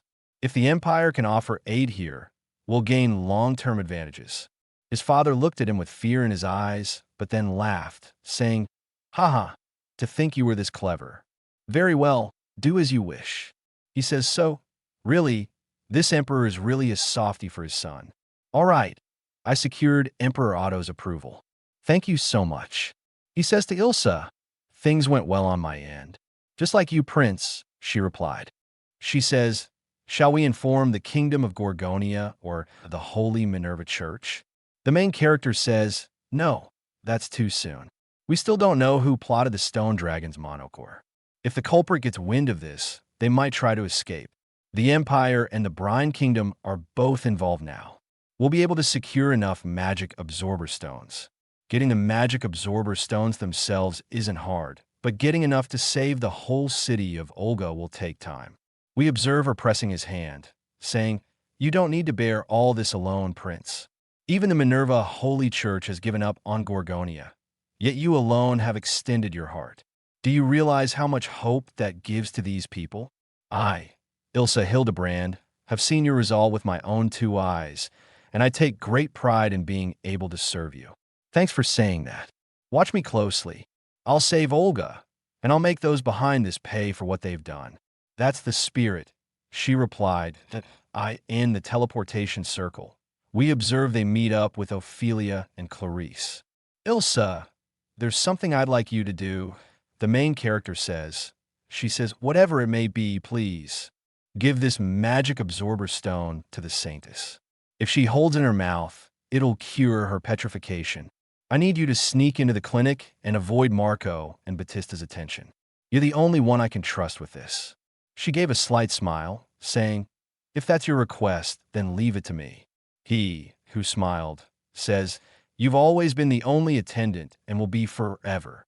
As she teleported, she says, of course, I'll always remain by your side. Now then, it's our turn, he says to Ophelia and Clarice. There's something I need the help of the two of you with as well. Leave it to us, they say. Apparently, Olga gets its water from the pond that we're near right now. Ophelia thinks, what are we doing here? Clarice thinks, does His Highness suspect that the stone dragon's monocore is hidden in? Of course, the main character says. That's absolutely correct. Clarice, do you realize what that would mean? If the stone dragon's monocore is in there, we'll have to search the entire lake bed. Go in there, and we could be turned into stone ourselves. With this mini magic absorber stones, I can dive in dozens of times, he says. Besides, I can hold my breath for 5 minutes. Never thought that pervert CB survival training would come in handy. Ophelia was against it, saying, you're about to enter the most affected area. Even a magic absorber stone, it's suicide. But he says, there's no need to worry. I'm a hideous orc. I may look thinner, but I still weigh 300 pounds. I can't float anyway, which makes me perfect for exploring the bottom of the pond. She says, you see this like it's no big deal. Clarice also thinks, I sent Ilsa off on a mission to keep her away. Whether I come out of this alive depends entirely on the both of you. He says, I'm counting on you for the afterlife. They say, leave it to us. If I run out of air, or if I find a stone dragon's monocore, I'll pull on the rope and signal you. We observe Ophelia's spirit, saying, I, Ophelia of Brine, will never let you die. And if you do, then I'll follow you to the tree. The main character thinks, please don't say things that are super ominous. He got ready with the stone in his mouth, saying, all right, I'm going in. Prince Ludwig, please be careful, she says. May luck be with me. Here, he directly reached the pond and thinks, it's bigger than I expected. Pitch black still. As he was getting close, he was turning into stone. The petrification is strongest in that direction. That's where the stone dragon's monocore is. Even with the magic absorber stones, the petrification is spreading quite fast. What'll happen to me if I touch that core directly? No, there's no time to worry about that. As he was sliding in the water, getting turned into a little rock, he finally saw the shimmering core of the stone dragon. He knew it in the first instant, but his body was getting petrified. He couldn't move. He started to eat up the stones. The stones aren't keeping up, though. All right, this'll work. As he grabbed that core, now all that's left is for them to pull me up. We observe as the main character lost consciousness, he was pulled up. Ophelia was terrified. You damn fool, Ludwig. So was Clarice. Ophelia says to Clarice, give him all the magic absorber stones. Hurry. Looks like I won the bet. We observe them totally covering him with the stones. He can't speak. The petrification even affected his voice. Covered head to toe in magic absorber stones, only his face is sticking out. That's kind of ridiculous. He can move a little bit now. Princess Ophelia, someone called him out. The main character thinks, isn't this amount a little excessive? We observe Ophelia giving him a tight hug. She says, I was really worried about you. I'm sorry. We observe that at the same time, Ilsa came back. She was a bit confused about what was happening as she took the name of the main character. Crap, Ilsa's back now of all times. Did she track me with clairvoyance or something? She rushed toward the main character, throwing Ophelia aside, saying, what happened to you? Ophelia told her. He jumped into the pond himself to retrieve the stone dragon's monocore. Why would you say that? The main character thinks that we observe Ilsa, who, rather than being angry, was on the verge of breaking down. Do you really want to trouble me that much? Do you really want to make me that sad? Every time, she broke down in tears. The main character apologized to her. Honestly, never do that again, she says while crying her heart out. Please don't ever do something like this again. The main character thinks, I won't worry Ilsa like this again. As he says, I'm sorry. We observe Ilsa still making a pouty face, saying, I'll never leave your side again, Prince Ludwig. The main character was quite in trouble. He says, anyway, Ilsa, are you all right? You didn't get hurt, did you? She retorts, worry about yourself before you worry about me. Well, that's fair enough, he says. The Saintess has already made a full recovery. What would you do next, Prince? She asks. I'll make sure the one behind this suffers a death full of despair and anger. Ilsa says, leave it to me. The one who did this needs to be. Just promise me you don't do anything reckless, he says. Ophelia says, does Prince Ludwig already have a suspect in mind? He says, I'm not sure who the mastermind is, but I've got a strong idea who it is. I see. Ophelia says as she grabs the sword given to her by Clarice, her attendant. She says, I, Ophelia of Brine, will personally beat the culprit to a pulp, Clarice. She shouted at her attendant.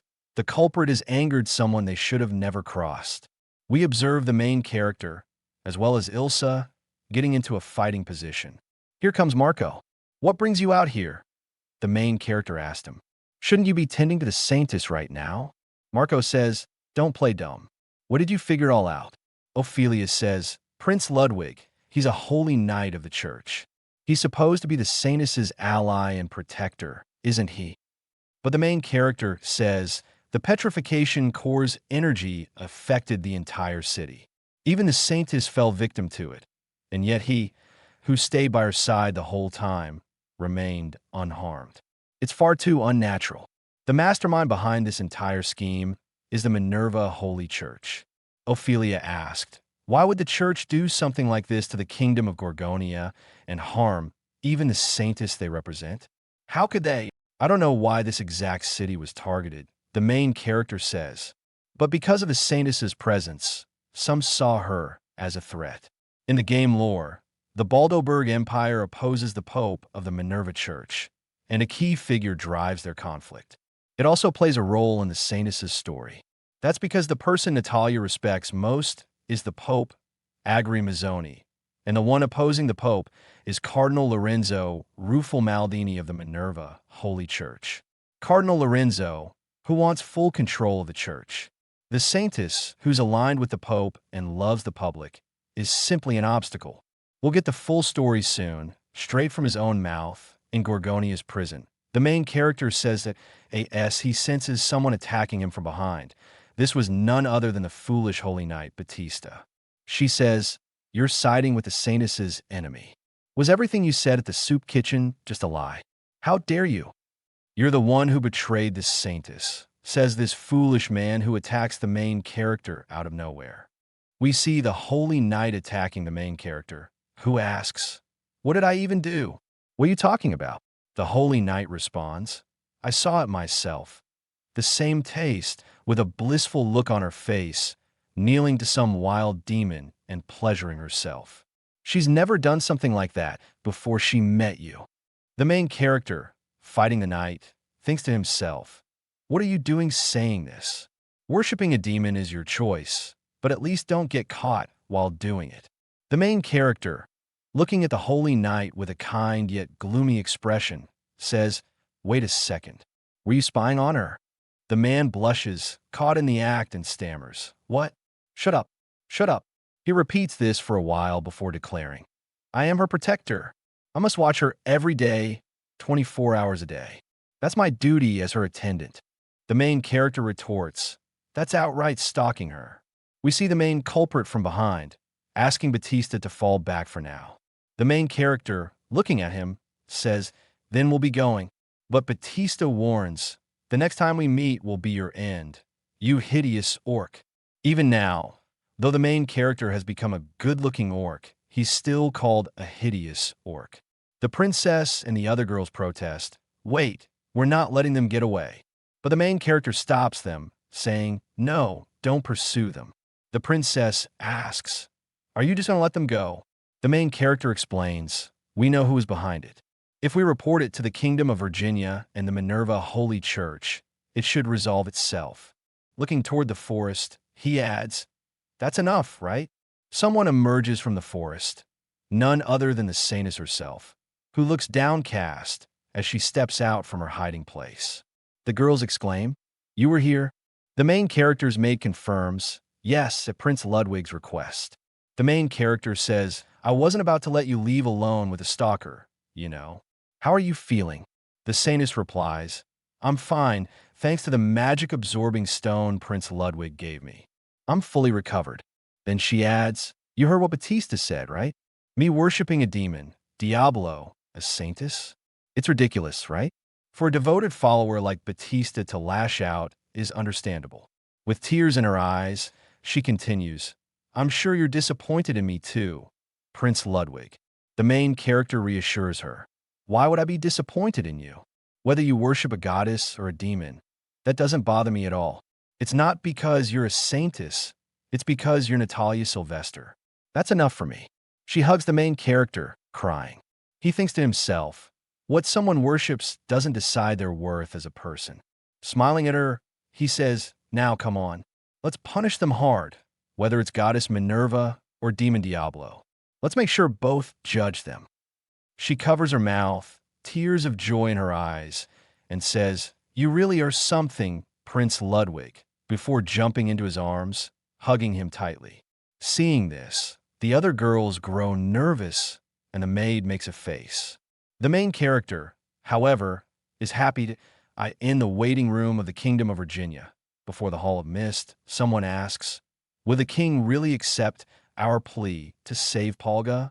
The maid replies, if you're the one asking, Prince Ludwig, there's no need to worry. Natalia Sylvester, still very close to the main character, tries to feed him, saying, more importantly, these snacks are delicious, aren't they? The main character says, you're getting way too close, you know. She responds, it's fine. No one's here. It's just you and me, Prince Ludwig. But the other girls are watching with jealousy in their eyes. Natalia puts a biscuit in her mouth, saying, now dig in. The maid comments, it's not necessarily a bad thing, is it? The main character thinks to himself, she turned away from me, right? The Princess Knight, still waiting, says, we haven't been called in yet. Her attendant offers, shall I go check? The main character, still stuck with Natalia, notices a butler arrive, announcing, the preparations are complete. Please proceed to the Hall of Mist. There, King Dennis II of Virginia welcomes Prince Ludwig, Princess Ophelia, and Lady Saintus. The main character says, it's an honor to have an audience with your majesty. The truth is, we have secured the dangerous stone dragon's core ourselves. As for the missing magic-absorbing stones, both the Empire and Brian have begun transporting them. Your Majesty, please make the decision to save your people. The main character thinks to himself, this is Virginia's problem. We don't have to grovel. There's no obligation to help these people. But still, I've chosen to try to save them because I want the Saintus' efforts to be rewarded. Do you agree, Your Majesty? Minister Ricardo, who has the ideal look of an evil, sinister figure, says, yes, Your Majesty. We've already investigated the origin of Polga's mysterious disease. It was caused by the Minerva Holy Church, the Pope's faction, in other words. The Saintus is the ringleader behind this crisis. They orchestrated this tragedy themselves, then appeared to save the people, gaining new followers. It's a tactic for expanding power. The main character, shocked and angry, glares at the minister, saying, so you're saying we staged the whole thing? It's a self-made crisis. The minister continues, stone dragon's cores are difficult to import. The Empire likely purchased them from the maritime nation of Gabino and selectively distributed them. And look here, standing beside the Saintus is the hideous Orc, Prince Ludwig. What better evidence do we need? He smirks at both of them, adding, I never imagined the Brian Kingdom would support this scheme as well.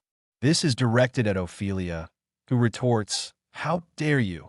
The king stops the minister, saying, that's enough. There's no point in continuing this argument. The cause of the crisis has been eliminated by Prince Ludwig's party.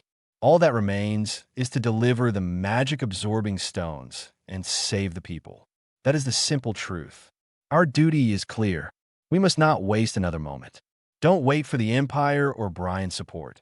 Distribute the magic-absorbing stones to Polga's citizens immediately. The knights bow their heads, the main character smirks, and the minister's sinister plan fails as the gates close. In the waiting room, the maid, sparkling with joy, says to the main character, you've done it. I'm glad King Dennis turned out to be a good ruler who truly cares for his people. Let's move out quickly, all right? Ophelia adds, and what about those traitors? With all due respect, Prince Ludwig, I doubt the cardinal faction will ever admit fault. But we've already secured the Stone Dragon's core, and the Gabino Maritime Kingdom, which supplied them, is one of the Empire's closest trade partners. They'll tell us who was behind it. The main character smirks at the compliment, thinking, so you thought that far ahead? That's our Prince Ludwig. The scene shifts, and we learn that, thanks to King Dennis's swift orders, the magic-absorbing stones were distributed, starting with those in the most severe condition. The Empire also secured a large supply and was ready to transport the rest. Thanks to Prince Ludwig, Polga was saved from disaster. But then, Minister Ricardo arrives with his knights, declaring, "Clear the way, criminal Natalia, the so-called saintess, for the crime of plunging Polga into chaos. You are hereby placed under arrest." This is a new twist in the story. As the knights move to arrest the saintess, the main character stands against them, saying, "I won't let you." Ophelia stands behind him, drawing her sword. The main character challenges, "Are you ignoring King Dennis's command to prioritize Polga's salvation?" The minister retorts, "How short-sighted of you. Prince Ludwig will capture the saintess, the cause of this crisis, and the rest of your group as well. Once the truth comes to light, His Majesty will understand." The main character thinks, so that's what they're planning, to pin everything on us. He realizes the Holy Knight and the orchestrator were in cahoots with the minister. "Don't tell me Ricardo and the Cardinal faction were in on this from the start." He tells the maid, "Clarissa, Ophelia and I will handle this. Get this to King Dennis." The maid, unsure, hesitates, but the main character insists, "Those are my orders." She replies, "Understood. Don't worry, I've got Princess Ophelia here, and I'm actually good at defense. We'll see you later."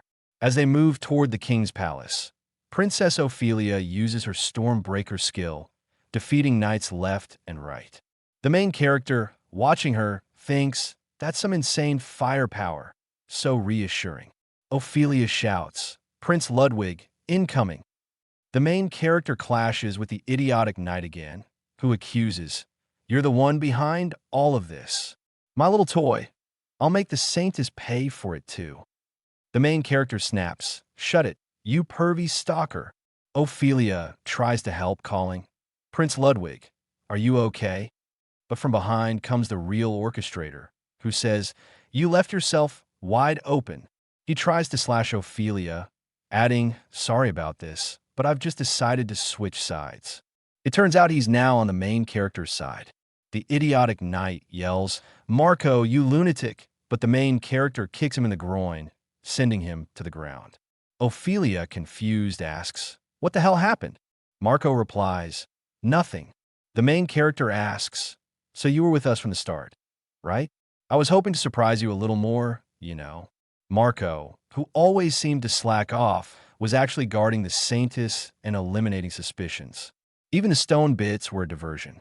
The idiotic knight rages, "Betraying us for the ugly orc? You'll pay for this, you traitor." Even with Marco on their side, being surrounded is tough. Then someone arrives, Elsa, the maid, announcing, "My lady, reinforcements have arrived." Marching with grand posture is none other than the Pope of the Minerva Holy Church, Argueta Monzoni. She declares, "Stop. I've heard everything. You must have quite the reason for trying to pin this mess on my dear Natalia." To the minister, she says, "I've brought evidence proving Natalia's innocence. Shall we take our time and talk?" She gives a death stare to the minister while approaching the main character, saying, "Your crown Prince Ludwig of the Baldivorg Empire, correct?" He confirms, and she adds, "Natalia often speaks highly of you. It took some effort to catch these scoundrels who tarnished the Minerva Church's name. Since we're all here, let's make everything clear. Would you care to explain yourself, Cardinal Lorenzo?" The cardinal looks sheepish as she approaches the minister, saying, "Are you too ashamed to speak? Then allow me to lay bare your crimes. Let's start with the Stone Dragon's core supply chain. You purchased them from the Kingdom of Belga. Belga, that's Sophie's home country. So, Lorenzo has ties with them too." She explains their connection. "King Dennis has arrived. He came here with the Pope." Dennis reveals, "My mother, the third queen of the previous Borgonia kingdom, was originally a royal from Belga. Many nobles, including Ricardo, supported her. I became king solely because of that faction. The Pope adds, Lorenzo and Riccardo are quite close. We even found many letters from Lorenzo's estate, Your Majesty. This is a conspiracy. The minister begs, the Minerva Church is colluding with Baldivorg. But the king has made up his mind. You cause great suffering to the people of Palga. Don't think you'll get off easy. Arrest Riccardo and escort him to the capital now. The main character hears voices. It's the pervy knight. Looking at him, the main character says, it's over for you. Just accept your defeat and quietly get arrested. The knight screams, how dare you? Damn it, all of you. He pulls out a jar, breaks it on the floor, and an octopus-like monster emerges, integrating with him, giving him black eyes and a demonic face. He snarls at the saintess, you belong to me. In a mad fit of rage, his tentacles attack everyone. Ophelia asks, do you know what that thing is? The main character, in serious mode, says, an evil roper. It's a slime that melts clothing and acts as a powerful aphrodisiac, one of the nastiest monsters in the dungeon. The Pope and the Saintess, slightly aroused, say, oh my, this is going to be troublesome. They both know exactly what it is. Elsa warns the main character, be careful. He replies, Marco and I will deal with this monster. Stay back with the rest. Marco grumbles, I guess we don't have a choice. As the tentacles approach, the main character and Marco slice them one by one. The tentacles head toward the Saintess and the Pope, but Ophelia cuts them down. Though told to stay back, Ophelia is caught by the tentacles. Elsa rushes to save her, slicing the tentacles off Ophelia's body. But now Elsa is in trouble, moaning as the tentacles touch her body, gripping her chest and lower parts. The main character yells, like hell I'll let you. He dashes toward her, cutting the tentacles to free Elsa. As she's freed, she warns, look out, Prince. The monster shifts its attack, binding the main character in a tentacle ball and trapping him. Inside the evil roper, the main character thinks, I feel disgusting. Am I actually inside this thing? It's tight, but I can still move my arms. As it drags him toward the main body, he sees the core. The pervy knight has taken control, but the main character thinks, it doesn't even realize I'm holding a weapon. As he nears the core, he stabs it, causing a blast that shatters the monster. The main character flies out, his clothes melted by the slime acid. He thinks, looks like I'm not hurt. All that training paid off. He notices the pervy knight, likely dead. Elsa hugs him tightly, saying, Prince Ludwig, are you okay? Why do you always do such reckless things? The main character, still in her embrace, says, of course I came to save you. That's obvious. He notices her clothes are also melted, revealing her chest. He tries to say, Elsa, your chest. She looks down, realizes, covers herself, and runs away. The main character turns to the other ladies, Ophelia, the Saintess, and the Pope, and says, all right, guess I should head back. They're surprised, and he realizes he's naked. Ophelia says, you can't just show me that. Her attendant adds, impressive, as expected of a prince. The Saintess and the Pope say, oh my. Marco comments, you've worked really hard. Thank you. The Saintess, blushing, looks at the main character with adoring eyes, thanking him for defeating the monster and resolving the crisis point 2 weeks after the petrification incident. Palga has recovered, thanks to the church's support. The people are slowly regaining their smiles. Minister Riccardo was executed, and his family was exiled. At the academy, everyone sits side by side. Elsa smiles at the main character. Ophelia says, if we're truly comrades, you should drop the formal speech. Elsa, with a dark expression, says, don't you think so, dear Saintess? The Saintess, hugging the main character, replies, I suppose so. Elsa snaps, Lady Natalia, that's not an appropriate distance between comrades. They bicker, with Natalia saying, if we're comrades, isn't this completely normal? The main character agrees. Ophelia's right. We don't need to speak so formally anymore. And stop calling me Your Highness, will you? Marco chimes in, yeah, nothing we can really do about it, Prince Ludwig. The main character says, wait, You're a student too, Marco? He replies, I finally got out of that armor. Now that the immediate danger is gone, I can breathe again. The main character remembers Batista, possessed by the evil Roper, didn't make it back, which saddens him. The Saintess, also feeling low, says even the Minerva Church's investigation couldn't identify the evil Roper's full details. But this isn't something you need to carry alone, Ludwig. The main character thanks her, recalling that in the game, a merchant from the Gabino Maritime Kingdom sold evil Roper items. He might know something. Ophelia says, now that Ludwig and I have grown closer, it's the perfect time to train together. Elsa retorts, no way. You need to focus on your studies until finals are over. The main character thinks about finals, remembering the academy has exams and a summer break, including a swimsuit event. He says to Elsa, let's both do our best, okay? She replies, if it's you, Prince Ludwig, there's nothing to worry about. The Saintess, hugging him, says, for someone as excellent as Ludwig, I think I'm the most fitting partner to stand beside him. Elsa throws a knife into a burger, saying, the final exams have a practical test too.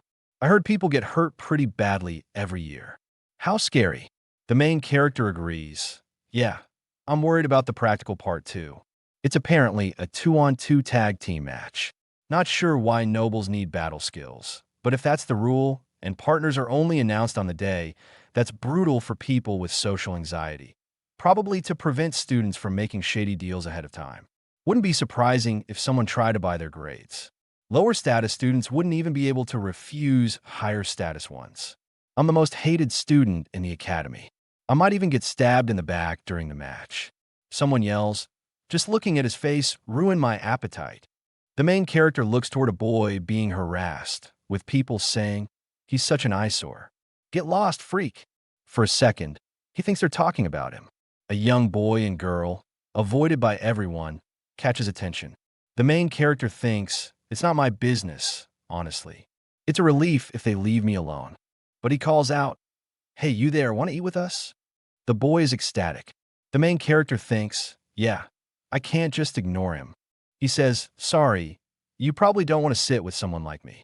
The boy replies, no, I'm the one who should apologize. Sitting with Prince Ludwig, Princess Ophelia, and the Saintess herself? This guy gives off serious comrade energy. The main character says, it's nothing like that. If you're okay with it, we'd love to have you.